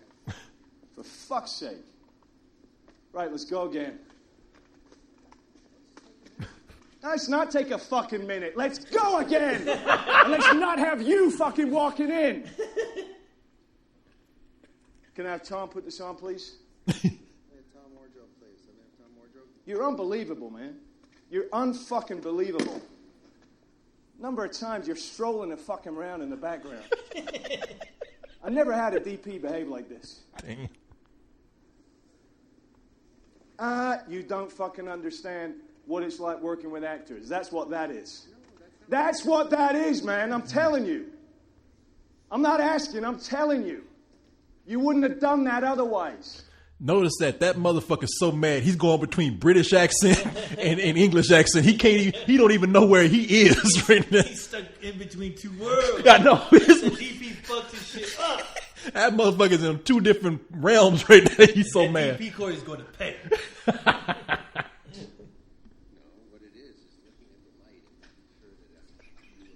I'm going to fucking kick your fucking ass. You don't shut up for a second, all right? I'm going to go. Do you want me to go fucking trash your lights? Do you want me to fucking trash them? Then why are you trashing my scene? I'm not trying to trash. You are trashing my scene. You do it one more fucking time, and I ain't walking on this set if you're still hired. I'm fucking serious. You're a nice guy. You're a nice guy. But I don't fucking cut it when you're bullshitting and fucking around like this on set. Damn. Yeah, you might get it. He doesn't fucking get it. I get it. You might. I get He it. does not get it. Good adjustments, okay? For real. Honestly, I get it. Walk for 5 seconds. Just for No, 5 I don't need seconds. any fucking walking. He needs to stop walking. I get that. I ain't the one walking. Let's get Tom and put this back on. Let's go again. Seriously, man, you and me, we're fucking done professionally. It ain't over, motherfuckers. Wait a minute. Fucking ass. That motherfucker thought he was Batman. He is Corey. He is Batman. There ain't no thinking. He is Batman. At that point, that son of a bitch said, I've been Batman, I've been John Connor, I was a goddamn American Psycho, and I'm going Exactly. psycho right now on your ass right you are now. fucking up my shot. You are wrecking my career, my business, my He's like, life. you You're know- fucking up my world. See, I know what he thought. He's like, you know everybody think the Terminator's going to be some bullshit. Oh, exactly. And exactly. and they got me involved. I'd be goddamn if Yeah. you fuck up my name on this. Exactly, and you know what? And that's when I read that story, because this story came out, like I said, right after the that whole fiasco with him and his family. Yeah, what went on with his family? Like he got sued by his. He went to jail or something. Didn't No, he didn't. Okay, don't. I'm asking. I'm not saying he that's did. how the rumors I get know started. that there was something when he was, assaulted his mother and sister. Right? He That's was. what it said. They basically the cops told him to come in because he had assault charges on him, which over there in England, that assault doesn't mean somebody was beaten like or battered. That's battery. Assault, you getting yelled at, they can throw an assault charge on you for just yelling at If somebody. you come in and ruin tea time, If I come in and go, hey Corey, go fuck yourself, I could easily, somebody could easily throw an assault charge on me. That's considered assault. exactly, And basically, you make fish and chips the wrong yeah. way. And basically, the It's cops assault. told him, look, your mother, she filed these charges or whatever, assault charges, and he went in on his own to go explain to them what exactly happened. Now, I don't want to get into all that craziness, but the story is basically his mother and his sister, who he hadn't seen, his estranged family, came in asking for money and then started insulting his own family, and he yelled at him. He said, "Get the fuck on out of here." Yeah, he yelled at him. He's like, "Don't come in insulting my wife and my family. I haven't seen you in years. I never liked you. Get out of here." He was real close to his dad. Apparently, his mom. But like I said, I'm not going to get into that. You can read that on your own. Yeah. But Okay. apparently, after that whole fiasco happened, of course, everyone is saying, Christian Bale is beating up his mother, what have you. And right after that story, I read another story where Christian Bale flips out on a DP on the set of Terminator. And if you read enough about it, you can tell Christian Bale was a little hesitant to do the Terminator movie, only because he said, I think he said, I have a lot of respect for those films. James Cameron, I have respect for him and his film, and I don't want to make some bullshit. And it took a lot of convincing from McGee to have him come aboard. And when I heard the story that he flipped out on the DP, all I said to myself was like, you know what? Good. Because you know what? That means somebody was probably bullshitting around, not taking their job seriously, and he is honestly trying to make a great film. Because, yeah, his name is attached. And it's very rare that you ever see Christian Bale do some just straight-out bullshit. Yeah. Especially with his track record right now. I mean, Yeah. he's everything he's come out with is whether the public has seen it or not, he does some goddamn outstanding work. He definitely has some passion. No, he's one of our Yeah. best out there. I mean, Yeah. let me tell you what I think about this, because I don't want to make assumptions on either person's part, because Right. I was not there. No, we can't. I don't know if Christian Bale flipped out and the DP was actually doing what he's supposed to do, or if the DP was actually fucking up and Yeah. Christian Bale just had a thing against this guy. No one knows if you weren't there. I will say this much. If you flipping out that way, Yeah.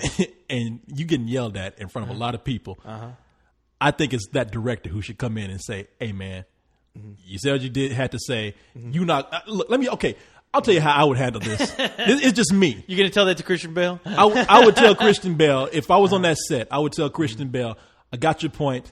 You need to calm down. And Right. the moment he's like, "Fuck you," I'm like, you know what? No, fuck you. You're not gonna embarrass me in front of all these people right there. I'm listening to Mac G right there. Mac, hey man, okay, I get Right. it, man. No, bullshit. No, tell him, calm your ass down. All right, you want it because look, he can. Ain't nobody gonna hit each other. Okay. I mean, Christian Bale ain't gonna hit him, and Mac G ain't gonna hit him. You know what I mean? It's gonna be like, I can yell as long as you can. Let's have a dick measuring contest. You need to calm the fuck down. Do what you got to do. If he's wrong, I'll talk to him. Right.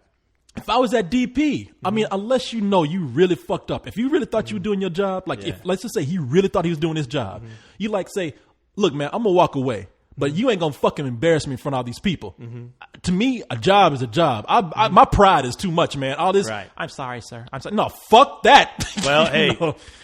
it's easy to say that right now, but when you're in the presence of Batman, Yeah, okay. Now, what is Batman? that is a whole nother That motherfucker, he probably went off There- and put on a cape and came back. There- You motherfucker, come here. He may have had that American Psycho face on, and honestly, if the director is scared to confront him, Look. I mean, obviously, you didn't hear anybody else say a goddamn word, and there's more than 3 people on that set. Well, And, yeah, you know why? Because on sets, yeah. this shit, and it happens all the time. Oh This no, ain't it nothing happens new. all the time. The But, only thing is yeah. they happen to record it, and I Yeah. guess the story came out that was leaked only because. I told you that what do you want me to tell you? Or do No, you go ahead. Okay, Yeah, I'm sorry. I tell didn't the interrupt you. The story I heard that everybody's been writing down is that this was given to an insurance company in case Christian Bale Decide to bail on this, and I guess that's how it got leaked. Right. It's because somebody at the insurance company saw it. And maybe not. For all I know, Right. somebody on the set could have done it. On these sets, man, you know how it is. You told yeah. me. I'll let you tell this story in a little bit because this is great what you told me earlier. Look, I've walked off of jobs. I've yelled in people's faces where I know I probably could have got my ass kicked. That's just me. To me, a job is not worth me getting cussed out in front of a lot of people. Right. I know on these sets though, people are saying, if I say something, that's my job. And it's not for me to say what they should say because these people need their jobs. Right. I don't know, especially in this economic environment. I mean, well, at the time when they were making it, I don't know if it was that bad, but I know right now people will probably be hesitant. So who knows, man? I can't tell people to tell somebody to fuck you, but I know for myself, I'd be goddamn if somebody yells at me in front of a lot of people like that. Well- and make me look like a goddamn punk. Well, that's and that's the thing. Like, I can understand it from his point of view only because he does have his mind on the film, and obviously there's somebody being a distraction. The director, it sounds like, isn't really doing his job as far as making sure that the set isn't clear of things like lighting. I mean, you usually take care of that before you shoot the scene. You don't start working on lighting and your angles while you're shooting the scene. I mean, you'd at least hope not, because you are distracting the actors. They get taken out of the scene, and you get a shitty movie. Well, you know what? You're right. I mean, like I said, my first impulse, my instinct is to say, just by my personality, it's like nobody's gonna fucking yell at me like that. Right. Nobody. Right. Shit. I mean, not even my. That's unless you just know, like, deep down that hey, you know what? I think I fucked fucked up, and Yeah. I don't. And you hear the tape, and the thing is, you hear him say he's done it twice. Yeah. So I mean, well, that's my other thing. Yeah. Maybe Christian Bale needed to go crazy. right. And you know what? Maybe this guy had been doing that through God knows how long through the shoot. Yeah. And he's like, you know what? If this guy's running around, not doing his job, being in the way, doing things he shouldn't be doing on a set, how can I concentrate on my job? And how important is this movie to the director if he's not doing anything about it? Yeah. It makes you think like, oh fuck, I just fucked up. But I signed on for 3 pictures, and I got to work in around an environment where people aren't treating this shit seriously. And on picture number 1, they already fucking up. And but you know what? The thing is, Christian Bale has his mind. I mean, I respect that he is honestly saying something, because you know what? He's letting everybody know this movie, it's important to him. If it's not important to everyone else, it's at least important to him to be in character and do the best he can. Because you know what? Deep down, I know that he's thinking there are a lot of, when this movie comes out, it's going to be, people are already scrutinizing it. Even just based on the name Terminator, yeah. And I can't blame a guy for saying, panicking. for panicking and going, you know what? I don't want to, if this turns to shit, my name is going to be splattered all over there, and I ain't going to do what George Clooney did and ruin the franchise. And have my name attached to something bad. Yeah, I see what your point is, like somebody getting yelled at, but you notice that guy obviously, he didn't feel strong enough that what he was doing was necessary, because if he did feel that passionate about it, look, I'm fucking doing my job too. I honestly think he would have it would have been a big yelling match. But obviously, the tone of that guy's voice, it sounded like, yeah, I fucked up, and and I'm sorry.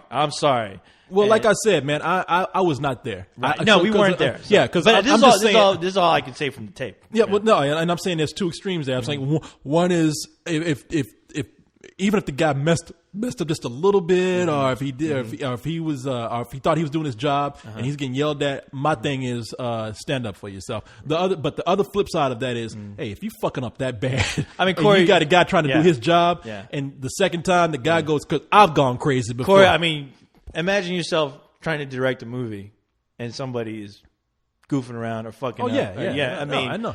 And Man, you play the nice role for far too long. And plus, if this happened like right after that whole thing with Christian Bale, I mean, that's just a guy that he's already on the edge. Yeah. He's having people come down on him. Nobody knows the story. I mean, God knows what's going on in his head. And unfortunately, there's. I'm just saying there's that a everybody tape. has Yeah. their opinions on it. Everybody's either going one way or the other. Oh, yeah, I mean, it's you don't easy, know. yeah. I mean, it depends on what happened. Exactly. I mean, everybody can be right Yeah. depending on what happened. Christian Bale Right. might be wrong. These guys might be wrong. You just don't know. Right. I mean, we're getting a snippet. Oh yeah, a snippet. And I'm sure if Christian Bale hear this, he's like, yeah, I fucked up. That was wrong. I mean, but emotions get the best of you sometimes, and shit. We've all been there. I mean, even when I thought I was- didn't you just flip out on one of our fans? Well, that was a joke right there. I wouldn't. Yeah, if he was able I know, to that put was a chair to joke. that. No. I tell you though, I've on to argue on Christian Bale's side just about the being distracted. I mean, Right. maybe he should have gone that far. Maybe he shouldn't have. Right. Going nuts like that, I don't know. But there was I was interviewing Frank Darabont and High was there, and I can tell you, High was walking around in the background with somebody else, and Frank Darabont, who's the nicest guy, man. Look, I don't hang out with the guy. He did that interview. He was nice when he did it. Right. And this is the time that The Mist came out, so he was Right. being real cool. But when High and some other guy was walking around, one of the PR guys was walking around, Frank Darabont just stopped and like, guys, could you sit down and quit pacing around so much? I can't concentrate while I'm trying. Now this guy's not even acting; he's giving an interview. Right. And he's just like, I'm always drawn away from trying to talk to this guy because you guys are moving around. Now, I'm not saying How was wrong or anything. I mean, I'm not How probably thinking like, yeah, how are you fucking up my interview? No, How was being, because How didn't know. How was just like, oh, we just doing what we usually do. But hey, if you want me to sit down, I'll sit down. And then I remember when we used to do that Access show. You remember when I used to be in the control room and people would be outside the window? Right. It got to a point I had to tell. Sometimes when we were showing a clip, people would just stand there and look at me with the controls. Yeah.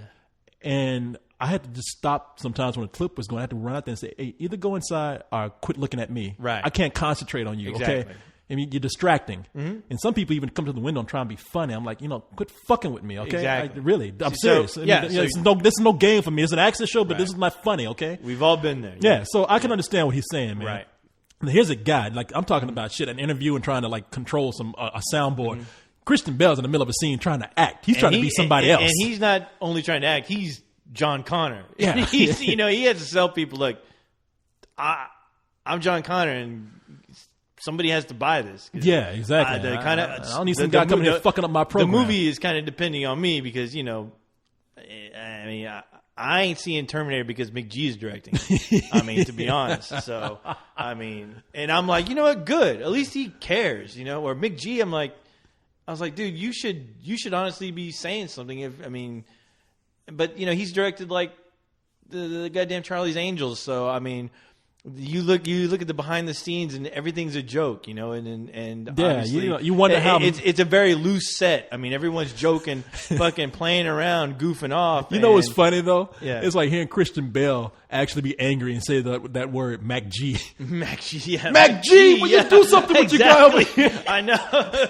It's like hearing him say it. It's like somebody yelling at their wife or something to take care of them. Will you fucking take care of these kids over here? He said Will you please MacG. do something? It's like They're just standing right there with your mouth open. It's like I know Chris Bell thinking to himself, how come this guy can't have a real fucking name so I can yell at him properly? I know. It's funny because when I was listening, I came in while you were listening to that clip for the first time. At first, I was under the impression that it was his movie. I was like, is this some movie that Christian Bale is directing and he's just flipping out on the DP. I mean, shit. Don't Well, fuck up. Don't shit. fuck up on his set. The way they were acting around that was his movie afterwards. Oh, you know what? Yeah, I mean, after listening, I'm like, that's the Shit. motherfucker who's in charge of Terminator right Yeah, now. shit, if And that I'm shit's like, you know good. what? Maybe that's a good thing because I tell you what, though, James Cameron, that guy. You listen to the Aliens commentary. That guy was a dick and a half. I mean, that guy was not. He was not popular at all on that set. He was screaming and yelling at everyone. Can I tell you something, man? Mm-hmm. A lot of the best shit that happens is because no one liked the person who was in charge. Oh yeah, I mean, because they came in and played around. They were probably nice for a little while, and when they Yeah. had to make a decision, and nobody else, either everybody wanted to keep partying or goofing around, or everybody wanted to try something, and he said, no, Right. you do it this way. I mean, anybody who's serious about what they want to do is not going to be liked. And hey, you know what? That's probably the case with Christian Bale here. Everybody's probably yeah. saying, you know what? He's a dick. But you know, I bet, hey, no matter who was right or who was wrong, Yeah. that shit got done when it was over. exactly. Yeah, it was That and motherfucker going yeah, crazy. and it was badass. Yeah. Shit. So, you know, if it was from any other actor, I can go, yeah, that guy's being a dick. But you know what? I look at the person who's saying it, and I look at his body of work, and I'm like, you know what? That sounded like, listening to that, I'm like, you know what? I can hear De Niro.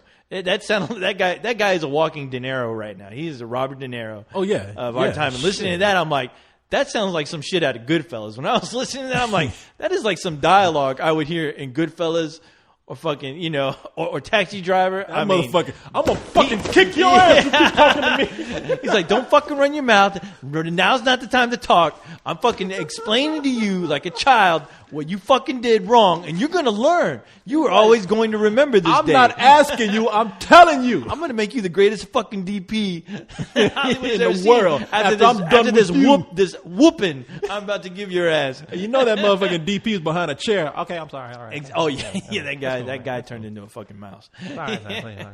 But yeah, I mean, hey, That's cool, man. I'm That's sure he just lost his cool. I mean, Everybody loses their It cool, happens all the fucking time. Everybody on those sets. loses their cool. I've been on sets. You know what? And the thing is, he's being nice. I mean, I've been on a set where an actor, somebody just walks up and says hello to an actor, and that guy was gone, fired, gone. See, that's that kind of know? ego and bullshit That I shit. can't stand. Yeah. Now, you were telling me a story that you heard about a guy who was on a bus Oh yeah. for It was for the Alamo. For the Alamo, which Yeah. you know, for the fucking Alamo, man. I know. Yeah, and we had a director, an assistant to the director, which there were a bunch of them. Now, what was your part? Were you a cannonball in that movie? 80s, I was one of the cannonballs. If you watch closely during the battle scene, you'll see me flying around. It's real dark though. So there's a cannonball with 2 green dots on it. Exactly. And now I'm For flying eyes. around. You see me in a scene where I'm just laying around, waiting for somebody to pick me up. I'm there. You gotta look though. You gotta look close. Nobody's gonna rate that fucking movie. Don't. No, Yeah, ain't nobody. that movie is terrible. Well, I'm glad you were a cannonball in that movie, but I remember somebody was bringing you back to the studio, and what happened? Oh no, You were on a no. bus. They were loading our asses up on the bus, and apparently during lunch, people were taking pictures with Billy Bob, and I was there. Actually, I talked to Billy. Billy Bob actually came up to me and said, What the "Hey, hell is how you this? doing?" Is this is it ashtray right here? Yeah, exactly. He's like, "Hey, man, how you doing?" No, oh shit, we're not supposed to talk to the actors, but he's talking to me, so I'm doing good. He's like, "You having a good time?" I was like, "I sure am." And he's like, "That's great." And he was like, and I said, "Hey, I enjoy this. This is fun for me. This is work I appreciate. You know, I'm lucky being able to hang out as a cannonball on the set. I have passion for this kind of And stuff." then he put his drink on top of your Exactly. head and walked off. And he's like, you know what? That's awesome. I love hearing that kind of stuff. And then he just kind of like, man, well, it's good to meet you. And he asked Man, my he name. sounds like a cool motherfucker. man. He was a way cool motherfucker. He asked my name. I told him, hey, co-host, and just looked at me. And he's like, well, I'm Billy. And I was like, good to meet you. And then his assistant came. It's funny because his assistant, I saw her and she was looking at us, and then she immediately came, grabbed him, and said, "Hey, you ready for lunch?" And he's like, "Yeah." And he turned back around and he said, "Nice meeting you, man." And Man, I won't talk shit about Billy Bob Thornton ever again. No, man. no. I never. You not that I had ever did no before. reason to. Yeah, and he left. But the thing is, like, while he was hanging out, hobnobbing with a lot of the extras, some guys were pulling out cameras, taking pictures of him, which, we were told don't bring any kind of cameras or anything like that on the you set. deserve to be yelled at if somebody told you not to do something. Well, and the you thing did is that, we all got on the bus, and there was several things that happened. We got on the bus. One of the ADs came on, and he started fucking cursing. He's like, "You motherfuckers!" And we just sat down. Now, granted, there's like 5 other buses. There's a lot of extras on that movie. So he could have just, the first bus he saw, he could have just walked up and go, "You motherfuckers, he basically just said, I just got my fucking ass chewed out from my boss, because the fucking directors, and he, honestly, he didn't mention the director, but he just said he got his ass chewed out by his boss, because people were taking pictures like, I told you motherfuckers, don't be fucking chewed. And I swear to God, we got yelled at like you would not believe. Okay, we were called every name in the book. And I was like, wow. And I was like sitting there, I was like, man, where's that fucking cannonball at? I feel like I'm in an abusive family right now, because I feel okay, so you didn't tell me that part. Yeah. I mean, if some people are taking pictures, I mean, because you know who you are. I imagine you ain't. If you didn't take a picture, then you ain't a motherfucker. Right. If you took a picture, then you are that motherfucker. Oh, yeah. And so I can't say nothing about that. No. But the thing is that he was yelling. He was yelling at a bunch of people. Where I'm sure a lot of people were like just happy to be there on set. But at the same time, there's a lot of us like me who didn't do anything. But you get yelled at like that, you feel like you're guilty. You're guilty of it, and you just fucked up everything for everyone. And on top of that, one of the flags on the set they assumed was stolen. So they said, all right, we can't find this flag. Now, they walked everybody out of that bus. We were all dying to go home. It was a long day. So we all get out of that bus, and we have to open up all our fucking bags. Everything we came with, they were going to do a strip search, I mean, practically on everyone. And then, like, we're standing there, like, dying to go home. And like somebody said, we found the flag, and it was on like a set. So, man, shit. But I tell you what. But you got yelled. Being on that set, it was tough. It's one of those things where, hey, look, it's not like you're going onto a plane. It's not like the military. No. You are an extra for the fucking Alamo. Yeah. I mean, look, if it's one of those things where it's just a yelling at everybody, and you didn't do anything, and if you don't say anything, nobody's gonna say shit to you. That's cool. But if he's coming on there like taking shit out on you, I say, fuck you, man. Oh, no. All right, I'm an extra on the Alamo. I don't need this fucking $50. No, you're right. And there are a lot of there were a lot of people. There were a lot of people on that set. A lot of egos running around. I mean, there's a lot of people that didn't even appreciate. I mean, there was an AD on there that constantly bitched that he was doing a job he hated only because his family made him do it. Oh. And I'm just looking at him like, you fucking prick. You know what I'd do to be in your position, and you're not even appreciating where you're at right now. I was like, why don't you go fucking wash dishes and see how good you got it? I'll take one. And that's the thing that kind of, but that's the kind of thing you find on all those sets. There's always somebody fucking up. There's always somebody on a high horse, But you think about it. It costs a lot of money to make these things, and I know. And a lot of people running around. A lot of things have to get done, and people lose their tempers. And I understand. And the thing is, I'll give Christian Bale this. At least he doesn't want to wait. He doesn't want to waste film because that shit is expensive. Yeah, fucking up 2 takes is like fucking up. Like, I mean, you're seriously fucking that's up. $5,000 right there. That film costs a pretty penny, and that's a lot of money that's down the drain. Shit they can't use. Man, I understand. Look, there's a lot of pressure going on. Everybody's getting reamed out for something. It's just shit just rolling downhill, and everybody gets caught in the big ball of it. Right. But I'm just saying, man, people, I don't know. I have enough pride. If I was, no telling what position I'd be in, if I was getting paid a lot of money and then people yelling at me, I might be like, okay, I'm going to suck it up and not say anything. But hey, man, if all I got is my pride and people yelling at me over $50, you can go fuck yourself. Right? Take this fucking movie and shove it up your ass and project it out through your fucking eyeballs. Right. But then you lose your career. A career as an extra. Well, you worried about losing your career? Oh, no. Well, no, I thought you were talking about if you're a DP or something. No. But I understand if you're going with that attitude, because they're like, this guy, he doesn't take his job seriously, and I'm just saying. As an extra, no. Okay, the funny thing about that though, I forgot to mention was while that guy was chewing everyone out on the bus, there were those motherfuckers, and there are a lot of these extra guys. There are a lot of these so-called actors that really, really like love kissing ass.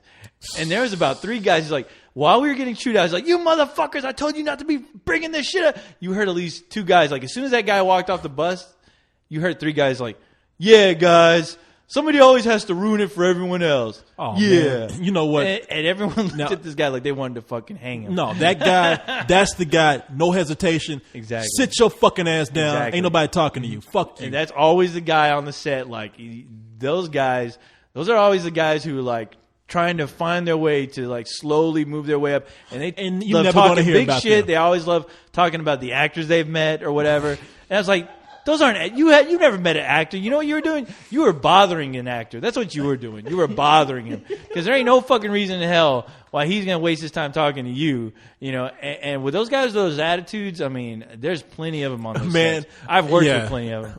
And It's always disgusting. It's like, dude, shut the fuck up. You're not gonna get noticed because you know what? You're a dickhead.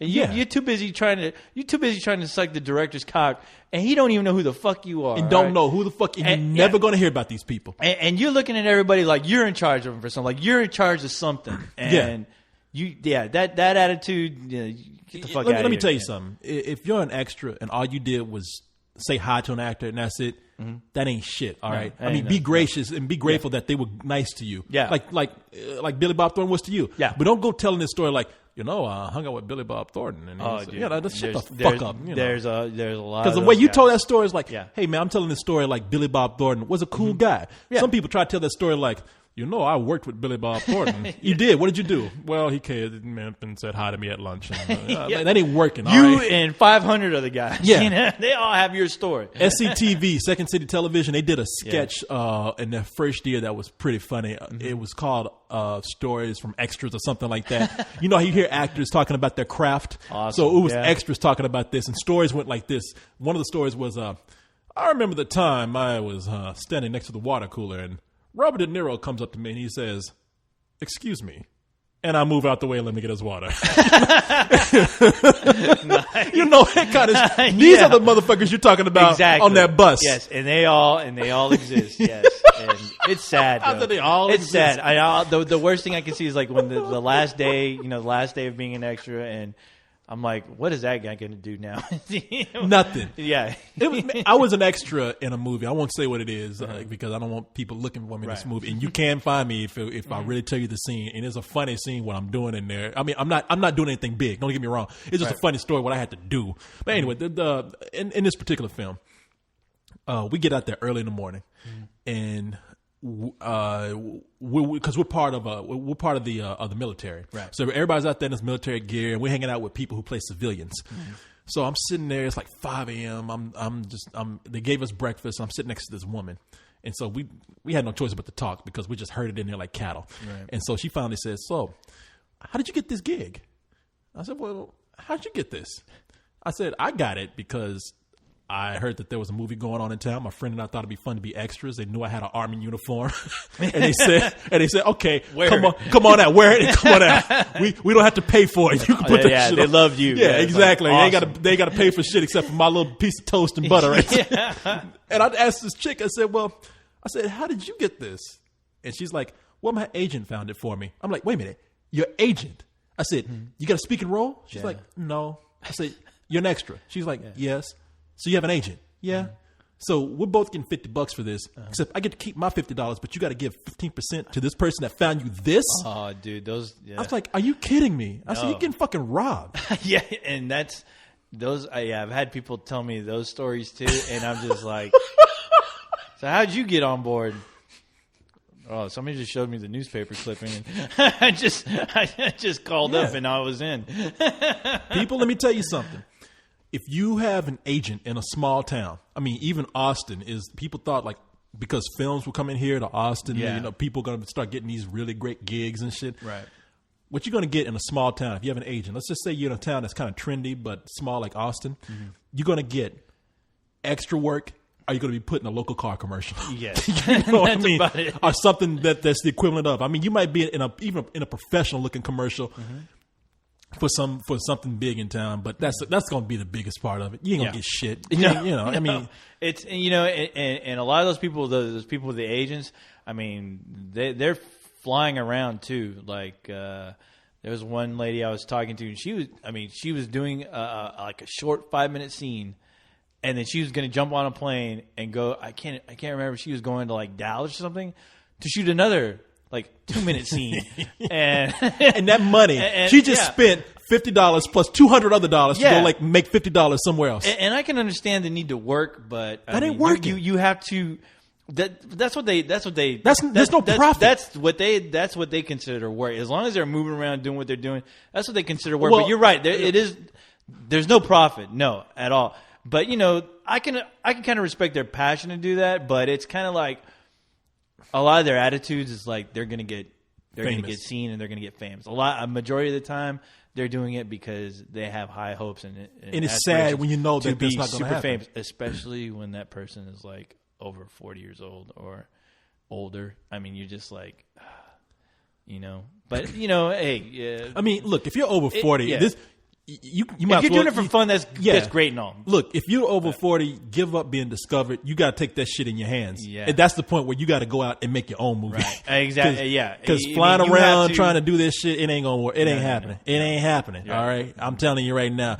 And I mean, there's an exception for everybody. Right. Really, there is. I'm not gonna say never say never. You never know. You never know. But I've known some people who did it. I will say this, and they were an older couple. They were probably like in their 50s, and they said that they actually did make some money doing extra shit, but they did it for fun. Right. And that's the best attitude. I mean, not for once. I mean, doing these things, did I ever think, oh, this is going to lead to, no, it was for fun. It's something I enjoy. The opportunity was here to do it, and I took advantage of it. Now, I could easily just, if you're going to try to do something like that, you got to go where the work is. That's the problem. LA? A lot of these people don't want to move. They're like, or they're thinking Austin is going to be the next big. No, you have to go where the work is constantly going, where things are constantly happening. That's the only way to really try to make a living. And chances are, even moving there, you're not going to make it. I know so many people who've left either to be an actor or to be a screenwriter.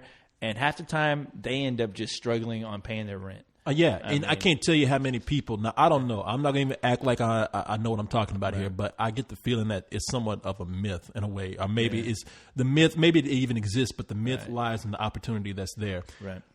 We knew a lot of actors at one time, local. Yeah. We ain't saying, no, I ain't saying like real actors. I mean, I ain't even dropping names on them. We're small meat, we're small potatoes here, but we knew some people who were local actors, basically people who had jobs who tried to be actors on the side, day jobs. But do you remember at one time in the year they all said we got to head out west because of pilot season? Do you remember that? I've heard of that. I don't remember anyone actually saying that, but I've heard people like the rumor was or things are like It's it's time to move. It's time to go. It's a mass migration to go out there for about 3 months. Work. It's to get work. It's like the Depression when you jump in your truck and you got to go to where the work is. It's like the fucking Dust Bowl. Exactly. It's the Grapes of Wrath. Like they're going to go try to find an That's right. They're going out there to pick oranges. Exactly. And I mean, shit, you're going to make more money probably picking oranges instead of trying to find some work because they all came back with nothing. I know. I mean, they all came back to Austin. And look, I'm not even trying to discourage people. No. I'm asking people to just be practical and smart about this. Right. I mean, know what's an illusion and know what isn't. Yeah, if you're realizing you're throwing away your money on travel and you're not getting the kind of work that you really want, then you need to kind of rethink your priorities because it's gonna bite you in the ass. Number one, number two, it's really gonna do something to your head. I mean, it's gonna fuck you up. I know a lot of these try people to be nice being about fucked it, up. but I mean, and that's the thing. Like you always got to have a backup plan. Any actor, anything you're doing, there's a good way to be someone who's an artist, but. And of course, we all know the starving artist, but you still got to be smart about it. Yeah, you do. You have to be real smart. There's 3 groups of people, man. There are the people who wait for it to happen to them. I mean, they put in some time, they travel, but they really just wait for it to happen. Right. There's the people who do. I mean, they're gonna do it. No, they're not waiting on somebody to pick them up. They're gonna say, "Look, these people don't recognize me for my talent. I'm gonna make them recognize me. I'm gonna make a film. I'm gonna talk some shit to somebody. I'm gonna throw myself in something. Something's gonna happen. And then you have the people who are just lucky. And Pure luck. And if you ain't lucky, or if you ain't lucky, or if you just waiting for it to happen, your chances are greatly decreased. Yeah, that's it. To me, I always thought being an actor is like winning the lottery, man. I mean, it truly is. I mean, it's just. I mean, and no matter how many tickets you buy, you can go your whole life without winning. Yeah, because there are a lot of quote unquote actors. But I tell you something, man. I mean, there's so many ways to put yourself out there. I don't give up on people. I think if you really have talent and you really are proactive about it, then cream will rise to the crop. Cream will rise to the crop. I'm fucked up now. Cream will rise to the top. Yeah, I'm still thinking about oranges. Okay. and I was like, wait, what? You'll get recognized some kind of cream will rise to the crop. The cream will rise. Rise, motherfucker, rise. But no, if you're young, hey man, just keep doing it and always, be. There are a lot of actors, though, that kind of shoot themselves in the foot because they assume that everything they do is great and they don't know how to take criticism. And they got an ego before they even out there. Exactly. You know who's really bad about that? Women, man. Young girls who think they're actresses ain't done a goddamn thing and walking around like they're fucking like they're fucking name of actress. I don't know. I don't know. Uma Thurman. They think they're Renee Zellweger. They think they're exactly. They already thinking their shit don't speak and they give attitudes to people like, baby, they are the worst. You did modeling for Sears here in town, not even like Sears nationwide. You did modeling for like a fucking car commercial. Okay, I mean, you ain't done shit. You done you were in the commercial for the local Hooters. Yeah, right. You ain't done a goddamn thing. And if you have a demo tape of your work, keep that shit at home. Don't bother people with it, please. Don't bother people. Don't nobody want to see that shit. Nobody gives a fuck. Nobody cares. If We've been showing people demo tapes. Yeah, if you got shit you need to see because check this out. No, automatically, I don't want to see it. If it was that good, I would have seen it already. Yeah, I would have seen you in something else besides your fucking demo tape. Exactly. So. Especially if you bring that shit up on VHS. That is a good, right. If your shit is still on VHS, no, thank you. That is a good way of not getting hired. Yes. Yeah. So anyway, man, hey, you know what? It was a fun conversation. Now let's talk. You want to go on to some email? I guess so, yeah. Well, I was going to bring up Super Bowl real quick, but let's bring up Super Bowl. Man, we got fucking time. Did you see Super Bowl? Did you watch it? Man, I talked about the Super Bowl with Carlisle. Steelers won, of course. Of course, yes. It was an interesting game. I didn't really give two craps about the team. Did anybody really care about the Steelers? I don't think are the Cardinals? No, but shockingly enough, they put on one hell of a crazy game. I mean, shit.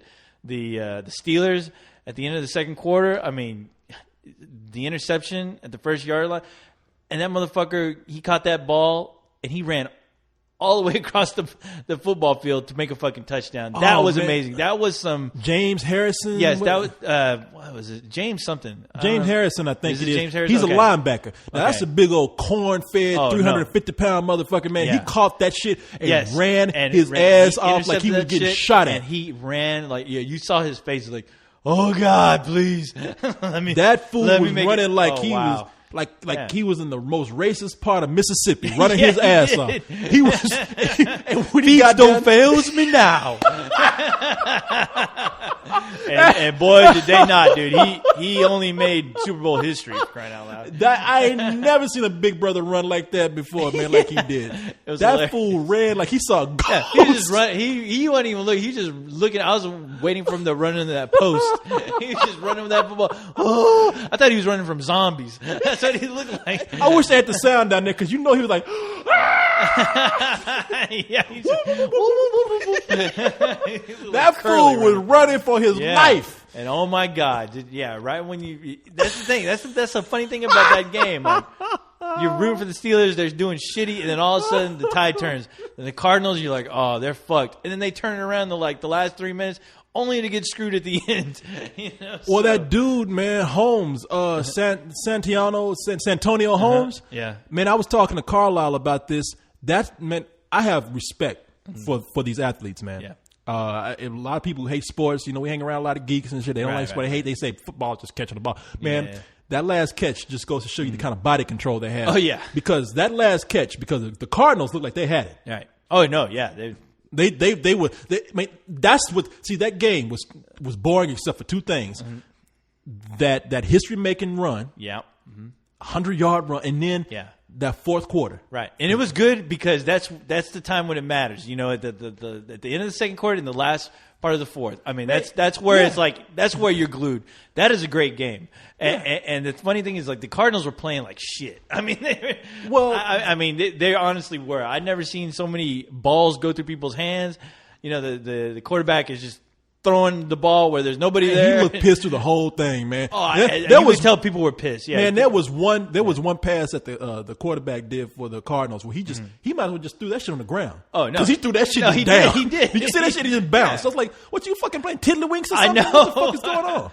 And you know, the funny thing is, like, you know, they now I'll give it to them. You know, they're there. They're at the Super Bowl for a reason.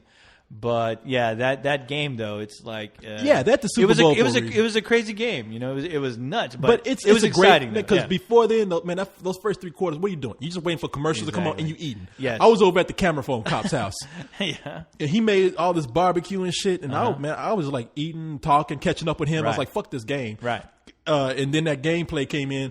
And I walked in right when it happened. Thank God for DVR because he rewound it. He's like, man, a friend of mine missed it when I was watching it. Yeah, she missed the second. Yeah, at the end of the second quarter, she missed that, and I was like, oh, yeah, man, because I was able to catch it. Like you want to see it right when it happens, and that's what you want to see. Yeah, exactly. That's the whole reason why you're watching the goddamn game, so you can talk about something cool like that the next day. Oh yeah, no, that you damn right. Anyway, it was an interesting game. What did you think of the commercials? Did you get to see any of those? Well, I was going to say, man, that brother at the end of that caught that caught that winning pass. Yeah, that's the last thing you want to see in the game because that was. Did you understand how he was on? Oh the no, edge I saw it. Yeah, of being out of bounds. They reviewed his the body fuck, was and his toes. His toes were the. I saw it. Yeah, that's what made the pass. I saw the toes and I was like, he has it. He has it right there. And Carla and I were talking about it. I was like. They learn how to keep their body certain ways to stay. I mean, it just almost becomes instinct. You got to learn how to keep your body inside. You think so? I mean, we'll never know, to be honest. Only that dude will know. But yeah, he definitely, he knew. He's like, I better keep both my toes on the goddamn ground. But man, good. Hey, look, I don't keep up with football a whole lot, but I know the Steelers. They're the first. They made a lot of history, man. They made it's a cool game. They made a lot of history. They made history with those rushing yards. You know, 100-yard run. The sixth time they won the Super Bowl. The sixth time, the only team to win 6 Super Bowls. Yeah, I think they beat Dallas. Maybe I'm not sure. Probably, yeah. And Mike Tomlin, I think he's the youngest coach to ever win a Super Bowl game. The black guy, the black dude. Yeah, because I was like, who's this guy? Because I didn't know, but yeah, when I found out, I think he's like 39 years old. Yeah. So, I mean, because you're looking at him, I'm like, Jesus, this guy's young, man. Oh yeah, no, he is young. Yeah, I was looking at, I was like, I thought he was an assistant. I was like, why is the camera always on this assistant? What the hell is it? Is this Where's the coach? Yeah. What's Christian Bale going to yell at that guy? Get the hell out of the shot! Get the hell out of the shot, you motherfucker! The fuck Jesus Christ! The fucking winning because you're not fucking line of sight! You're fucking amateur! I tell you, man, I can't fucking work with you, man. Not professionally. I'm done with you. Where did you learn your trade, you motherfucker? I'm the coach, man. Exactly. This ain't the set of Terminator. No, get out of here. Commercials, man. I tell you, I'm glad you brought it up because I forgot to mention this yesterday. Look, nothing. Everybody's gonna complain like there's nothing new. What new are you gonna get? I mean, I don't know what the fuck you want. You want to titty vagina? That's what I'm saying. You want to come out and just raise us shit and show our titties on screen? You want Transformers coming out of vagina? Yeah. So there was a commercial that I saw that had me laughing where a dude was punching a koala. It was something for a job. I was about to say, okay, the koala punching that commercial was just so insane. That's the one commercial. That's the one commercial I could relate to. Mm-hmm. And then it had a commercial that was real short. I didn't see it yet. Somebody sent me the link. The Miller Lite. Was that it? That was it was a second. Yeah. Okay. I saw that. I saw that. It was I thought it was some subliminal bullshit going on because I was like, did I just see a black guy yelling for like 1 second with like a Miller High Life sign behind him? Like I thought he said. That was it. It's like that's what it was. Miller High Life or something like that. Yeah, High Life. Yeah, I think he said High Life, but I couldn't make any sense out of it. I was like sitting there and I just see this black guy in a room. He's like, And I was like, is that guy stuck in another universe or something? He's screaming at somebody for help. Get me out of here! I was like, wow, okay. That makes me want that commercial makes me want to go out and go grab one of those. I'll go help that black dude. I'm gonna go grab a case and hopefully I can find some way to open up that dimension he's in. It was like he was trapped in the Phantom Zone. He was in the Phantom Zone. Hey! Oh my God! Oh man, that's Wow. funny. What'd you say? He was yelling for help. Yeah, he's like, hey, get me out of here! Oh my God! Anyway, those are my favorite commercials. That's it. I'm sorry. That's all right. Laugh it up. See, Corey, that's what I needed at Leog, dude. Where were you? I got everyone looking at me at Leog, and I'm like Krusty the Clown during that. I'm like, I just want to make people laugh. Where's that brother? Help me! Help! I was that dude. During Leog. Help! Hey, you talking about subliminal shit. Yeah. Now, did you hear about this story? Jamie sent it out. Uh-huh. And they even put up the video for it. Uh-huh. There was in Arizona, I think, on a Comcast station, somebody fucked up. Uh-oh. Somebody put 30 seconds of porn up on the screen during I think the fourth quarter. Are you really? No bullshit. Yeah. Okay. Now here's the shitty thing about it. Yeah. At least for guys. Yeah. Like you thinking, okay, I went to the video thinking, oh shit, I'm gonna see some girl like Right. getting Yeah, down you and see busy, some getting action. nasty. Yeah. You know what it was? They don't cut say to it. it. They cut to it. It was a guy unzipping his pants and flinging his dick around everywhere. I mean, that Are you dude, sure? it was flapping around. Was it that guy from Kids? The black guy from No, Kids? no, Was it that scene? Help me! Oh, no. Yeah, help me! Right, help me! Oh my No, God! it was, Are you serious? Yeah, it was some chick. You can hear some guy that like the camera guy telling this chick, "Oh yeah, just pull it on out of there, just whip it on out." And God. she unzipped the guy's pants. He stood up and that's just that. Flap, flap, flap, flap, flap. I think I know who did that. I think Tyler Durden. Tyler Durden. Because people making jokes about that. Oh, They said, really? Okay. Yeah. Damn, they stole my They shit. got you. I thought I'd help you All out right. there. Yeah, I'm Sorry. But yeah, some people said That's Tyler awesome. Durden was working at Comcast and he put that shit in there. But yeah, man, I saw the clip of it. It was pretty. I mean, granted, look, it's not the action I wanted, but in context of people watching the Super Bowl, and I know what the fuck is going on. Hey. That shit had me laughing. That is a awesome, big dude. dick flipping around. That dude stood up. It's like flap, flap, flap, flap, flap, flap. I always think about that black kid and Kids. Like, check this out. I was like, what the hell is going on? Yeah, that was the guy. Kid, That was the kids guy. really in the- do this? Yeah, that was the guy in the High Life commercial. Yeah, he was. Help. So, all right, man. Oh, boy. Oh man, God. you cracked me This is up a- with that, man. This is glorious. This is a Well, I hope you ain't too tired yet because we still got to read email, my Oh friend. fuck! Yeah, man. You're right. I know. I told you, boy. You're not kidding. All right. Fuck it. Let's go. All right, let's do it. Yeah, we can do this, man. Yeah. All right. Let's do. And we can't do this shit. We go in and claim. We can't pussy out and say, "All right, I'm gonna read 3 emails and we're gone." We got. We make this email a big part of this show. So, what I'm gonna do is, I'm gonna go ahead and stop here and let this We're gonna render this. render because I'm scared about losing Hope it. to God, yeah. And We'll all save. yeah, and then we shall return.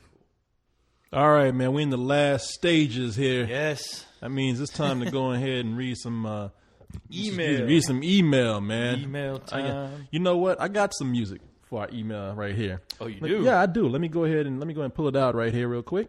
Yeah, I think I played you this little ditty before right here. I know we a little echoing now because I got to pull out the speakers, but let me go ahead and Super surround. exactly. Hello, low. Co-host. Surround your ass. But I gotta pull it out to play the email music here. I'm gonna try and incorporate it into the show one way, a more practical way. Pulling out your accordion. But no, here we go. I got the perfect email music. Here it is.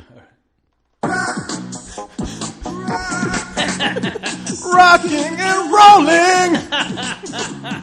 Rock. Whoa.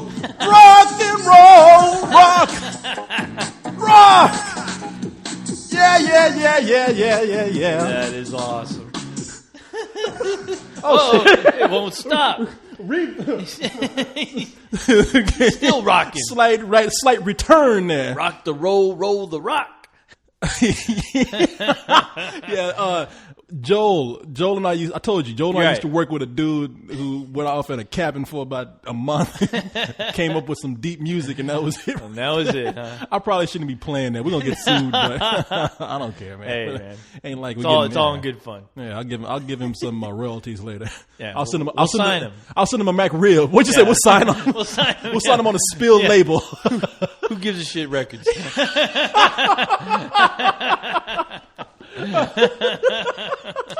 That's perfect. Yeah, All right. there you go. Oh man, I'm sitting up here being silly. I haven't even pulled out our Email list? email list yet. So let me go and do this. Be correct. Pull up our email list here. While you're doing that, Corey, I'm going to go ahead and congratulate Jessica.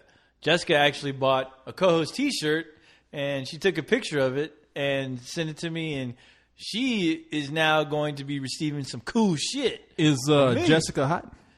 Actually, she's one of my new girls. Yeah, she's, One of your new she's girls. See, look at you, man. Why don't you? You can look her up if you want. Jessica, huh? What she look like? She looks like. Let me see. You girls don't like hearing that. What they look like. Shit, I don't She care. looks like I a don't give cute little tot.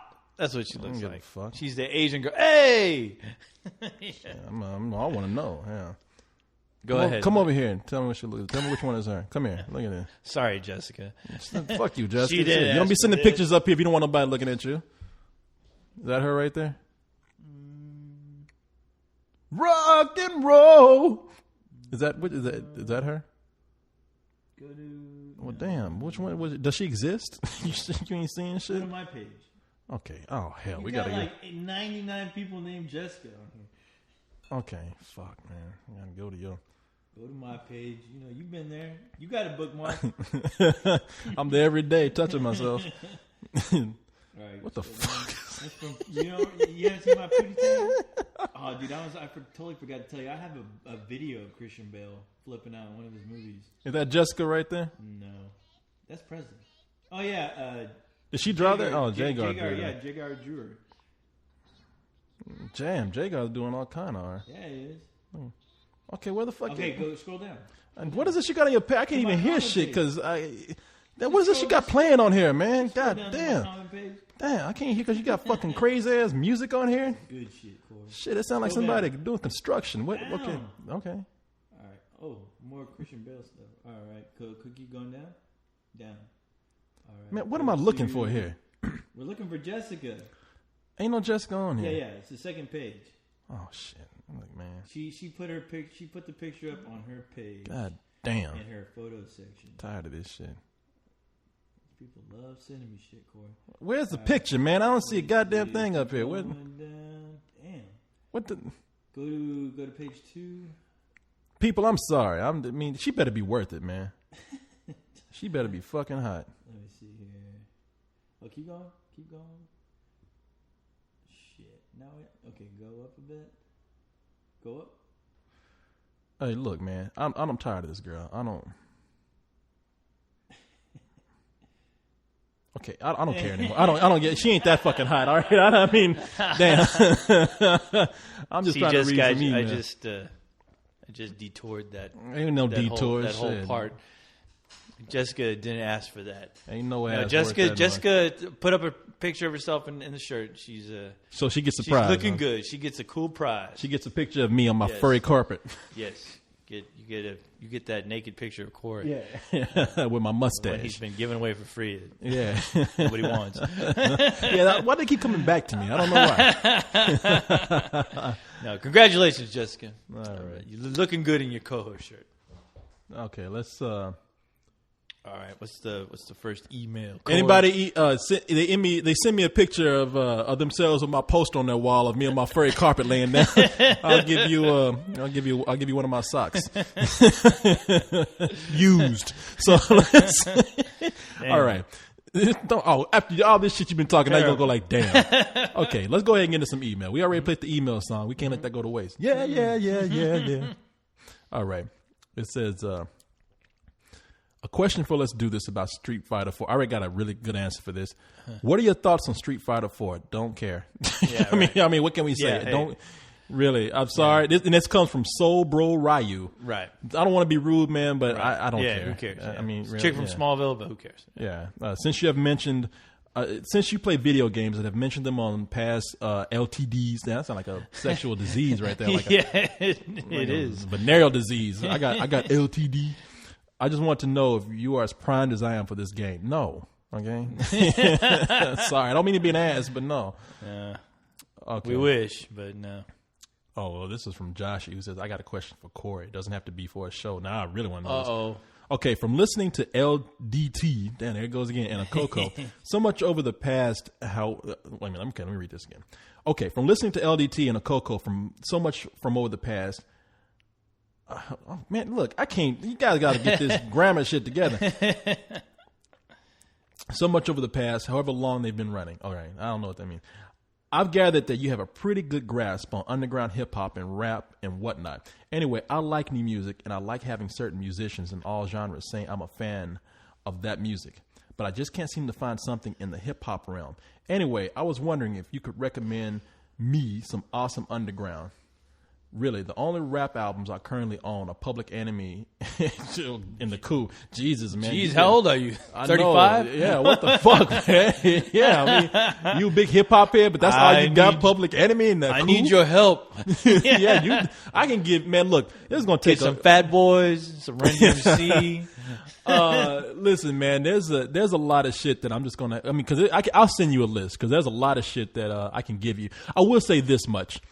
Go on Pandora and list a bunch of people. I mean, put in some artists that you like, and they'll make a hip hop station for you, and you'll find all kind of artists on there that you like. Right. There you go. Problem solved. Yeah, there you go. Some of the hip hop I'm listening to right now. What am I listening to?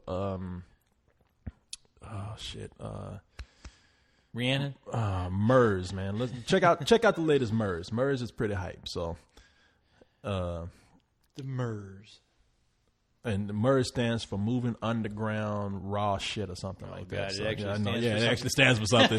Yeah, check out MERS, man. MERS is pretty cool. So let's go ahead and hooray. There's a lot of other people out there, Aesop Rock people like. I mean, you get into the backpack rap and shit. What the fuck is going on with my goddamn phone over here? Backpack rap? Yeah, what does that mean? It means like it's hip hop that a lot of the college kids like. So they say it's backpack because a lot of the white college kids like it. But it won't offend anybody. Nah, I won't offend it. I mean, there's some cool shit. Look, right. It's one of those things. I don't want to put down any. I don't want to bring the show down by listening to a bunch of stuff. People right. like, I don't know what the fuck you're talking about. I'll send you a list. Yeah, do that. Yeah. Next question. Okay, somebody has been talking about Christian Bale losing his mind. We already went over that. Okay. Yeah. All right. This is from Vasanth VA. I don't know what that means. Let's see. And this is Let's Do This from India. Holy cats, we got to Let's Do This in India? Time to sue. Yeah, how many heads do you have, my man? Or my girl, or whatever you are. Okay. Is there a goat and a black guy doing that show over there? What's going on? Oh, dang. Let's do it. The from India part was only to catch your attention, but also to let you know that you have fans listening to your show from different parts of the world. So I guess we do. We don't mean to talk India. What, about the goats? About the goats, yeah. Well, there are goats here. Every time I think about India, I'm thinking about... Yeah, that doesn't mean... No. I'm thinking about Indiana Jones and that dude, Kalima. The one that's pulling out people's hearts. Mushiga. Okay, no, we love... Thank you. Hey, thanks for checking out our show. We love India. I recently read a comic book called Liar Game, which probably has one of the most thought-out, intelligent plots involving a lot of strategies, probabilities, and mind games. And ever since I've been researching that for the movies, which have complex, intelligent plots, which require the viewer to think and use their heads to understand the movie. So my question is, what, according to some of your most intelligent movies which made you think? I don't understand. What is it? Just me? I don't know. I'm not reading the questions. I don't know. A good example of what I'm looking for is the time travel movie Primer. Movies that have made me think. I'll tell you the movie that recently has made me think is Let the Right One In. After I saw that, I mean, I was like I said, I was going over that over and over in my head. Right. I saw this movie and I already mentioned this. I saw this movie at Sundance called. I mentioned this before. It was called Spread with Ashton Kutcher. Okay. Not very deep, but I love movies where they lay out little clues and people do mannerisms, and you go back and you look at it again and you realize that mannerism really wasn't what was meant to be seen at first. It wasn't what you were thinking. Right. And that movie, for just a pretty standard romantic comedy that's made pretty much for a guy, it did a good job at it deserved a second viewing, so you can go back and say, wow, okay, I see what's going on here. Right. Ashton Kutcher plays a gigolo, and he meets a girl who is pretty much his match because he just he's such a sorry son of a bitch, man. He finds women to just leech off of, to live off of. Mm-hmm. He doesn't have a job. He doesn't have a home. Mm-hmm. He just finds he starts at the movie saying, "I'm really good looking, and I'm sorry, I just am, and I'm just a gigolo, and everywhere I go, gigolo." People always stop. Nobody knows the rest of this. Gigolo. But that movie kind of made me think. Let the Right One In, the vampire movie, made me think. Any of them for you? All of David Lynch's films made me think. But do you ever come to conclusion? My favorite one, Mulholland Drive. I remember I watched that movie like 3 weeks straight, and every time I watched it, I caught something new, something different, and it made me try to piece together that story and try to find exactly what it was all about. Which I'm still under the perception that it's just a weird way of saying Hollywood is extremely fucked up and it's another world, and the whole life and of acting and everything involved in it, people, it's like it is another world. It's a fantasy world that just it's not there to make sense. No, I got you, man. Yeah. I've heard that a lot. And Primer, if anybody, I actually interviewed that director. He's from Fort Worth. I don't know if he's doing anything else. You're right. You remember that? Yeah. He actually, that movie was made cheap, man. It was. I still don't get it. I watched that movie like 5 times. I'm like, I'm sorry. It's still going over my head. Yeah, I don't either. I've seen it like twice, and I'm like, I'm one of those people who I like the movie. I admire it. I'm not the biggest fan of the pacing of it because I get bored in some parts of it. Yeah. But it really is a thought-provoking movie, man. I mean, everybody gives credit to Donnie Darko, but this movie is, I would say, along those veins, man. That guy really Donnie made Darko is a good one. Yeah, definitely. Yeah. I'm glad you brought that up. Pi. I'm a big fan of Pi. Pi. Yeah, Pi. Yeah. Yeah, Pi is one of those movies. It's very cerebral, man. I mean, I felt very stupid, and I was like, man, I want to learn math because obviously there's more to it than I ever thought of. So let's see. Oh, and I'll just close with this. Another movie that, because we can sit up here and name all kind of deep cerebral movies, but I'm gonna name some movies that are just they're action films or they're fun films, but there's something. If you watch them twice, there's some deep there. I watched Training Day so much, and it's just fun to see how Denzel Washington's character has planned all this shit out for Ethan Hawke's character in the movie, and he gives drops of dialogue. He has mannerisms. There's little bits of dialogue that you don't even hear, which you catch the second, third time around. And you just put everything together in his scheme to just what he has planned for this guy. And it's for a movie that's just kind of a straightforward action film. It's pretty amazing that script, man. I'll tell you a simple one that you probably already know, and I'm not going to say the name. I'll just say the initials, DK. that movie, okay, obviously. I mean, we were talking about it all last week. I mean, I'll give you example. that. No, I'll give you that. I'll give you that big time. Yeah. So there you go. All right, let's see. Wes Craven. This guy wants to know about Wes Craven. This is from Big Man Dan. Okay. Big Man Dan. He says, my friends keep on making fun of horror movies and how ridiculous they are. Mostly, he tends to barbecue Wes Craven. What is one of his movies that I can prove to him that that horrors aren't that bad? I'll have him watch The Serpent in the Rainbow. Serpent in the Rainbow? Shit. And Last House on the Left? Last House on the Left. That'll change his mind. Yeah, no. If you just want to go for Wes Craven, as far as horror goes, man, I mean, what can I tell you? I mean, I don't know what his tastes are like. I don't know. I mean, if he doesn't like any kind of horror movie, then what are you gonna do? I mean, I don't know if he wants. Because look, I could recommend anything from Creepshow to Cannibal Holocaust to Night of the Living Dead. It's all different styles of horror. So. Look, go plenty of flavors to choose from. Have them watch Night of the Living Dead for the first. I mean, because that's a movie. It's not very high budget. Right. It's almost artistic in the way it's filmed and written. Yeah, and show them, so so that's show them or Dawn of the Dead. I would recommend that. Dawn of the Dead, yeah, or Wreck. Shit. Exactly. There you go. I mean, so many different movies that have the integrity that your friend probably takes for granted. Right. Oh, it's just blood and gore and splat. Yeah. Look, Texas Chainsaw Massacre hardly has any blood in it. Yeah. Point that out to them, have them watch that. Or you could just not give a shit like I would and go, hey, that's his loss. Exactly. Fuck him. That's what I Why do I got to teach it? Yeah, why is it my responsibility? Tricks? Yeah. Man, sick. Son of a bitch. In fact, you know what? Go find some more friends. Yeah, get some better friends, dude. But really, Night of the Living Dead, man, watch that movie because there's hardly any blood in that. Right. And it's a great film. Yeah, and it's not the exploitive kind of horror film that you think. So yeah, let me see. Let's go on to question 4. Let's do this from Simon Chuby. Sounds important. I know. It says, "Read me." Damn. In capital letters. This is not even a movie question. I like this girl, and there's nothing better than a horror movie that makes a girl jump into your arms. My question is, will there be any good horror movies? And he spelled certificate. Okay, I'm going to read this like it. I don't know what the fuck is going on tonight. My question is, will there be any good horror movies, certificate 15, that would be good to watch this year? I can only think that certificate 15 must be a rating system in another country. I guess so, yeah. Huh. This year? This year.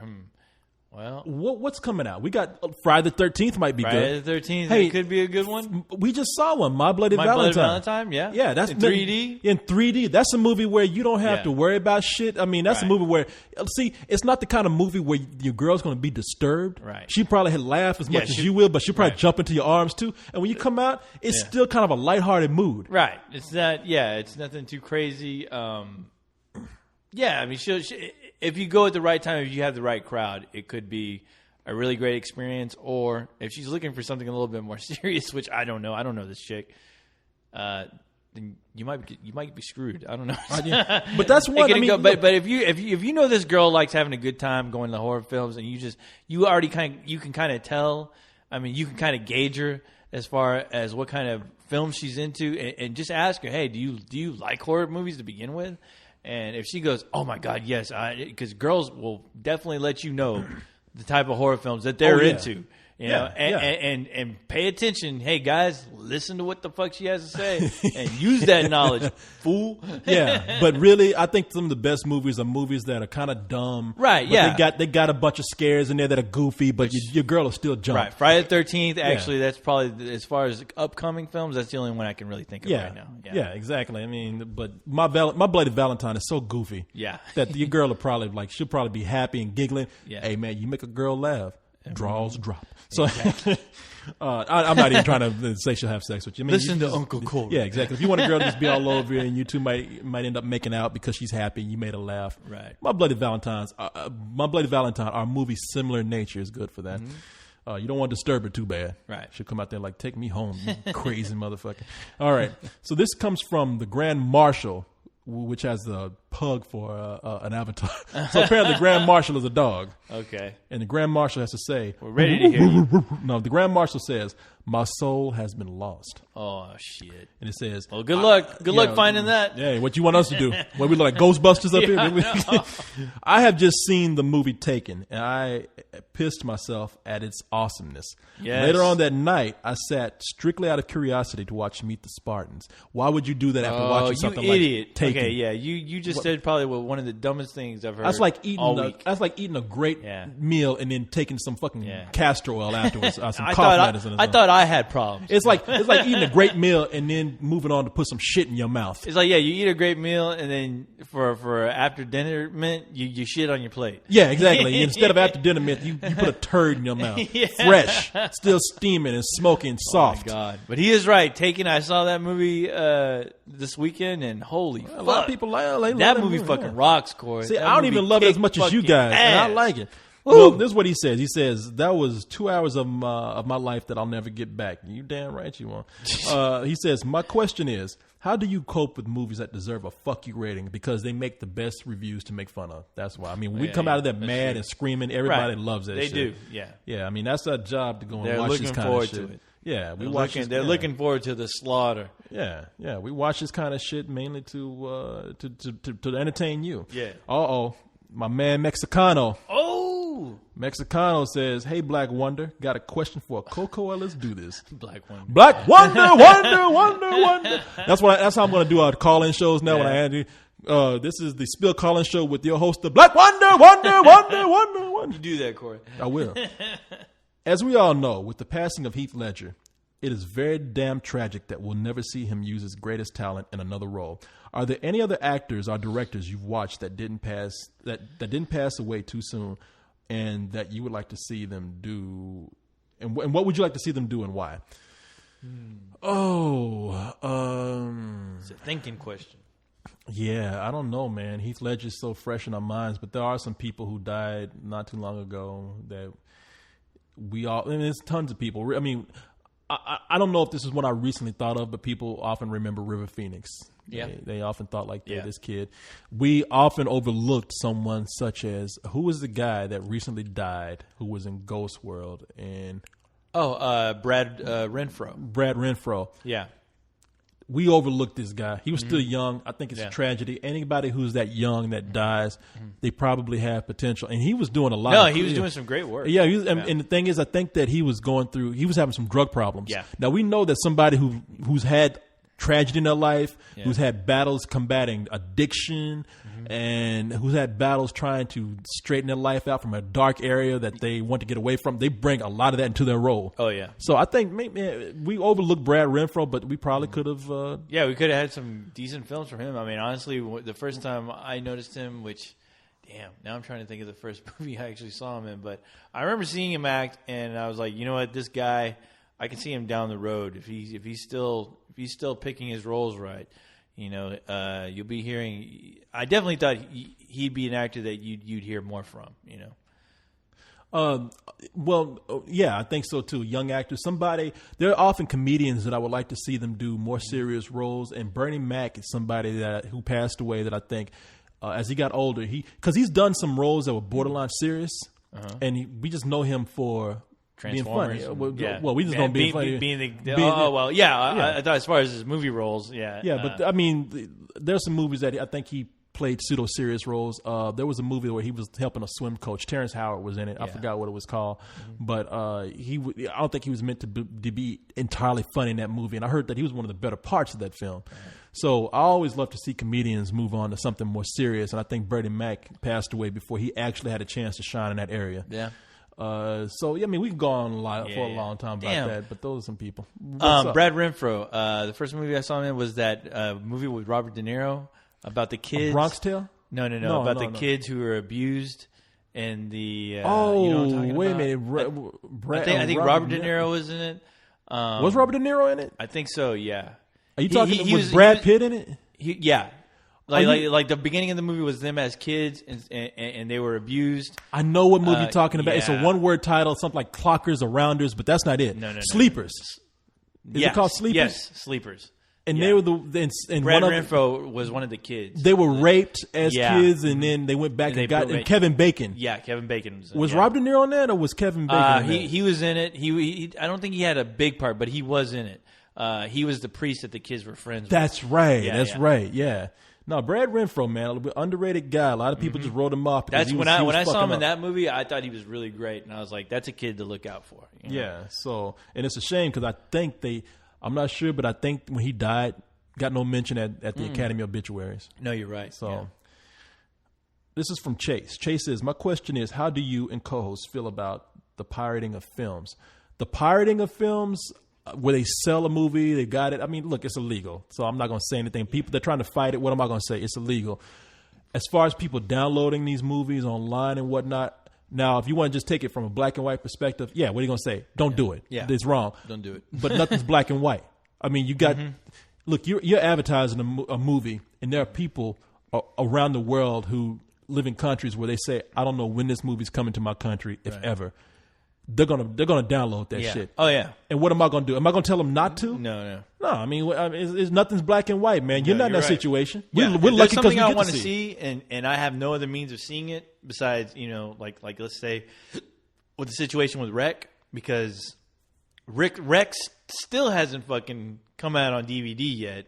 I mean, I'm actually shocked that, after Quarantine came out, I was hoping that they would release Rec at some point, either in the theater or on DVD, and we're still waiting for that goddamn movie. Yeah, I mean, And I watched that. I'm sorry, online. but a movie that's buzzed that big, if a goddamn studio isn't smart enough to let me fucking see it, I'm going to go out of my way to fucking see it. I'm sorry. I mean, as everybody knows, Carla and I have had this discussion for a long time, and I'm not advocating people go out and do it, but I just can't agree with this whole thing of wrong is wrong, right is right, because as we all know, I mean, that's what's going on with something like the marijuana argument right now.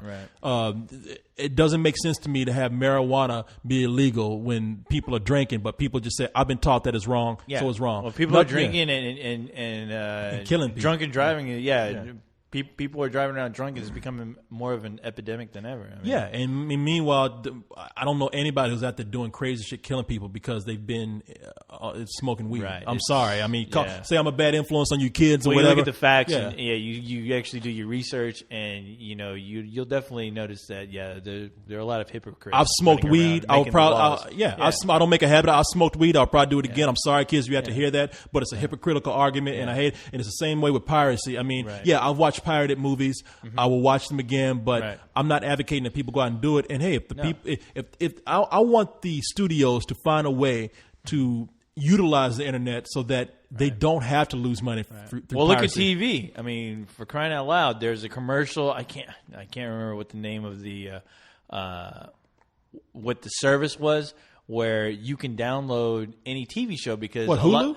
It's okay. Did you see the Alec Baldwin? Hulu's big, oh, that's man. what you said. I thought you said. Who? I thought you said who? I was like, no, Hulu. The voodoo that you do? Hulu, which is that's the network's response to all the free lit downloading that you can do on the internet. So if people are downloading it for free anyway, we might as well just put the shit up ourselves and make our own website where all the networks can throw down all their episodes and have them go to their site to check it out instead of YouTube or whatever else they're using. No, you're right. So, man. I mean, and they had no choice. I mean, that's just how things are now. And man, it's a different. And you got to think smart about it. Yeah, you're exactly right. It's a different age. It's a different business model. It's a different technology. Mm-hmm.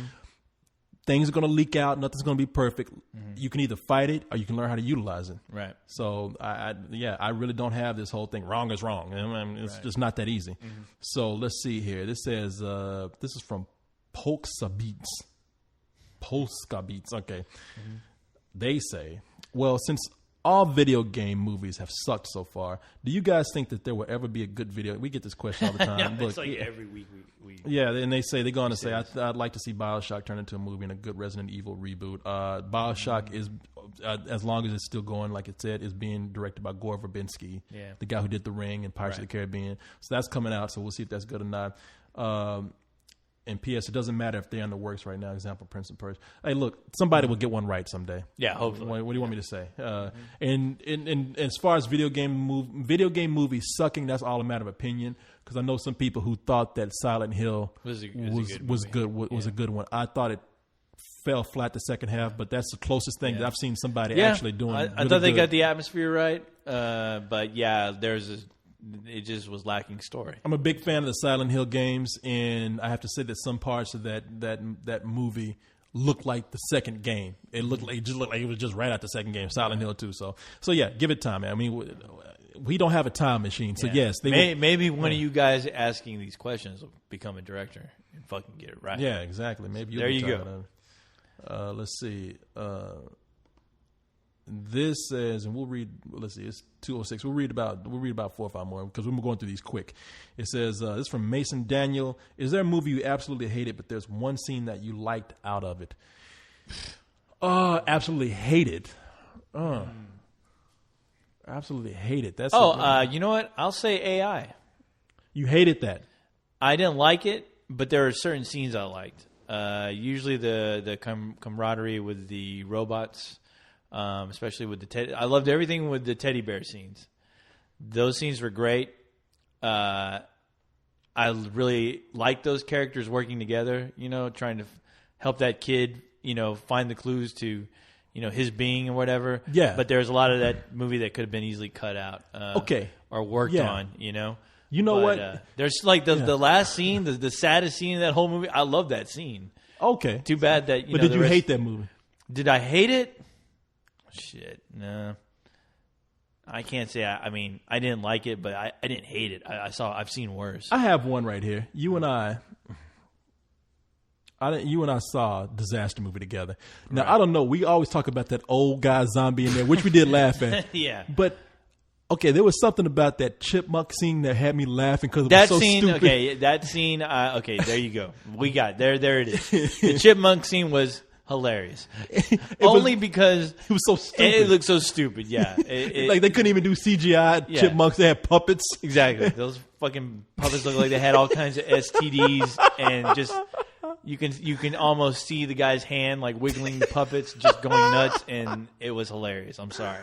As much as I'd hate to say that scene at least was hilarious, especially when you're in the right state of mind. Yeah. Okay, we're gonna knock these down. There you have it. Yes. Let's see. Sabretooth says, what are some of the worst movies you've seen that starred great actors? For example, Rocky and Bullwinkle, Robert De Niro. Man, you nailed one right there. Yeah. That. Okay, I can't say that I've seen, but I know that.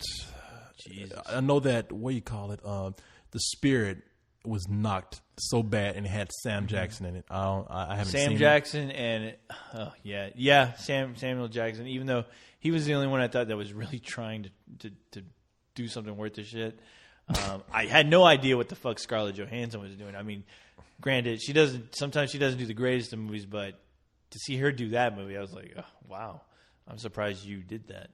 I thought here's a movie that people. Gary Oldman in The Unborn. Yeah, The Unborn. Yeah, which I was like, I know he was just doing it as a favor. Obviously, he was connected somehow to do that movie. He owed somebody a favor. Yeah.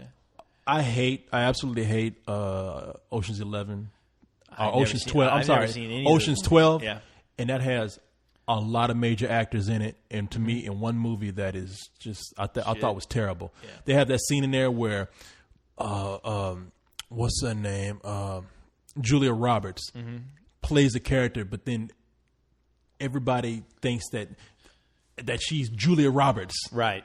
And I thought that was the most terrible gimmick. Everybody says, you look like Julia Roberts. It's Julia Roberts playing Julia Roberts. In the movie, they say, oh, Miss Roberts, come in. Oh, you're Julia Roberts, which in the movie she's not supposed to be. So if you understand, you get what I'm saying? Yeah. And that was a terrible scene. And the ending of the movie was terrible. I hated that movie. I still haven't seen any of those films. So I hate that movie, man. Yeah. Well, just the whole idea of it, I don't know, it just turns me off. I don't know. But Robert De Niro though, that makes me think about a good part of his latter career where I'm like, yeah, man, I have to say he was in another movie where I thought this movie was terrible. It was a movie where he was a failed baseball player, like a little league player. He went crazy. I can't remember what it was. Jeez, at the end of the movie, he went crazy and started killing people. The Fan. Do you remember that movie? Oh, The Fan. Yeah. I thought that was. You didn't like that? I thought it was okay, only because I kind of sympathized. I only sympathized with this character because he was just a father. Like I almost sympathized with him the way I sympathized with Michael Douglas and Falling Down. to where basically it's just a guy who just wants to be with his kid. I just thought when it came, everyone's beating down on him. And yeah, he's like, fuck it. I don't know. I mean, that was me. I just thought the movie was ridiculous. But the low point, the absolute low point of Robert De Niro's career, you're right, my man, is Rocky and Bullwinkle. And the reason why to pretend I'm pissed off that he mentioned that movie because I keep pretending that it never happened. So. Man, he was behind that movie too. From what I understand, he's like a producer. Yeah, he really wanted to make a Rocky and Bullwinkle movie for some reason. I'm sure it was for someone's kids. I don't know his for his inner child. Okay. This comes from Tazwan. Hey, Corey, long-time listener from Sydney, Australia, but only recently joined the site. I was wondering where I email questions for a couple of cold ones, and let's do this. Right there. Email to me. You just did it. Yeah. So, good job, my man. Let's see. We'll do two more here. Did he have a question? That was the question. Like he sent a question for a question how to do in the right place. Yeah. Okay. Well, there you go. Legato Blue says, I asked this week or two ago. That's what they say. I'm not let me read it correct. But it was you guys. But it was when you guys were super busy. So I figured I'd send it again. All right. Well, what's this question? So let's see. So I'm into romantic comedies. Are movies that just manipulate you emotionally. That's your fault. Yes, don't come crying to me about this. Stuff in the vein of Stranger Than Fiction and Eternal Sunshine of the Spotless Mind. So you're more into art. I don't even know if those count as really romantic comedies. I mean, I guess they could, but I wouldn't think so. No. The comedian turned serious thing is just a coincidence. So, what movies like those can you guys name that you really liked? I would recommend. Jeez. Huh. Romantic comedy. I guess they're saying the more artistic romantic comedy. I just named one right there when I told you about Spread. I don't know when it's going to be released or if it's going to be picked up, but that's the closest thing I can think of to something like that right now. I will say Lost in Translation. That's a good one. Yeah, I could say that. That's a good one. That's I love that good movie. One. Yeah. Mm-hmm. Yeah. Yeah. Lost in Translation. You're talking more the art house romantic comedy thing. Mm-hmm. Yeah. So, no, that's not bad at all. All right. We'll do one more here. One more question. And that's it. One more. Maybe two more if I see one that's good down here. Let's see. Okay. Joke. You're too late. You asked for all right. Let's see. Make it good, Corey. Joanna Jax. Oh. Not sure if this is where you send questions. Okay, we just answer that. Not sure. Why do you guys edit out the swear words on the animated reviews but not the audio reviews? Just curious. That's a good question, They said, Corey. P.S. I love the audio reviews because they're longer and I think you guys are hilarious. Fuck you. No, I'm just kidding. They are longer. They are longer, kind of like this show. I know. I know people tend to get upset when they see the videos and notice how short they are. Well, which I'm sure there's a reason behind it. No, there's a reason for that. Look, I put up the audio reviews as longer because they're like podcasts. They're audio. Mm-hmm. If you put things up, and I don't know why people don't get this, because people will be the first one to complain that something's too long. Mm-hmm. If you put something up that's a video, maybe, okay, something like what we're doing. Yeah. And this is done through experimentation and all kind of shit. Yeah. For what we do, it gets old. Uh-huh. People don't want to watch the kind of thing, a review like we do. Mm-hmm. People don't want to watch that over 5 minutes. If after 5 minutes, people will start to wonder, their eyes will dart, they get bored. Mm-hmm. Only the hardcore people who really, really like this, and I'm talking about a very small number of people will sit up there and watch something like 10 minutes long like this. Yeah. But I take out the swear words because the videos are meant to be more universal. They're put on different sites. Sure, they're meant to be used in different areas. Yeah, exactly. So and we want to get the children on board. Exactly. So they can hear us cuss on our site. Yeah. So yeah, we do that because we just we want it to be to be safe to be viewed in many different venues. Right. The audios we're not putting those out as much in too many different places. Mm-hmm. So that's why. I do have one more question here that's good, and then we'll be done. Okay. Oh, computer says, "Fuck you, you're done now." Okay, I don't know about that one. This is asking something I don't know about. Okay. Asking about a video game that I don't play. Video games. D. Lorenz. Okay, D. Lorenz.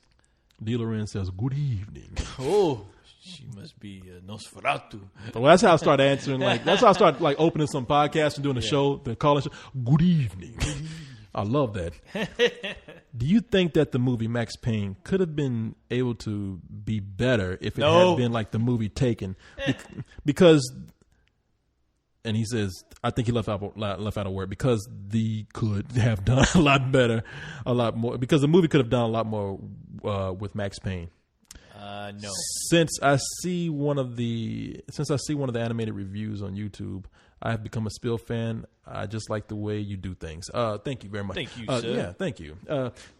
Listen, no, Max Payne is a whole nother. It's not Taken. It's not Taken. It relies more on visuals and special effects and something like Taken. It had no backbone of a story. I couldn't even tell you right now what that fucking story was about. Listen, I will tell you something. I will argue that anything can be done. It depends on the strength of your writing. Right. And that movie, strength of the writing, and if your main character is worth a shit. I mean, if there's anything that anyone can attach to him, as far as, at least with Taken, you're like, yeah, if somebody kidnapped my daughter, I would like to think I could do something as badass as what Liam Neeson did, or the guy who trained Batman. I would love to be like, you know what, you just fucked up. Your whole world's about to be destroyed right now because of a poor decision you made, and I'm coming for you right now. No. Listen, I always said anything can be possible. Some movies that have worked, if you just give the bare minimum of a premise, they'll sound ridiculous. I want to make a movie about a little furry creature. When you spill water on him, he turns into other creatures, and he can't eat after midnight. Exactly. Okay, that sounds stupid when you just tell somebody that by itself. Right. But if you write it, I mean, if you write it well, anything you can look. I can say I want to make a movie about a toaster that goes to find his friends, the vacuum cleaner, and whatever. And somebody be like, well, "That sounds dumb." Well, you know what? They did it as an animated movie called The Brave Little Toaster. I mean, anything can be done depending on how you write that script. Well, hey, look. I mean, it's just like, we'll go back to the Leog.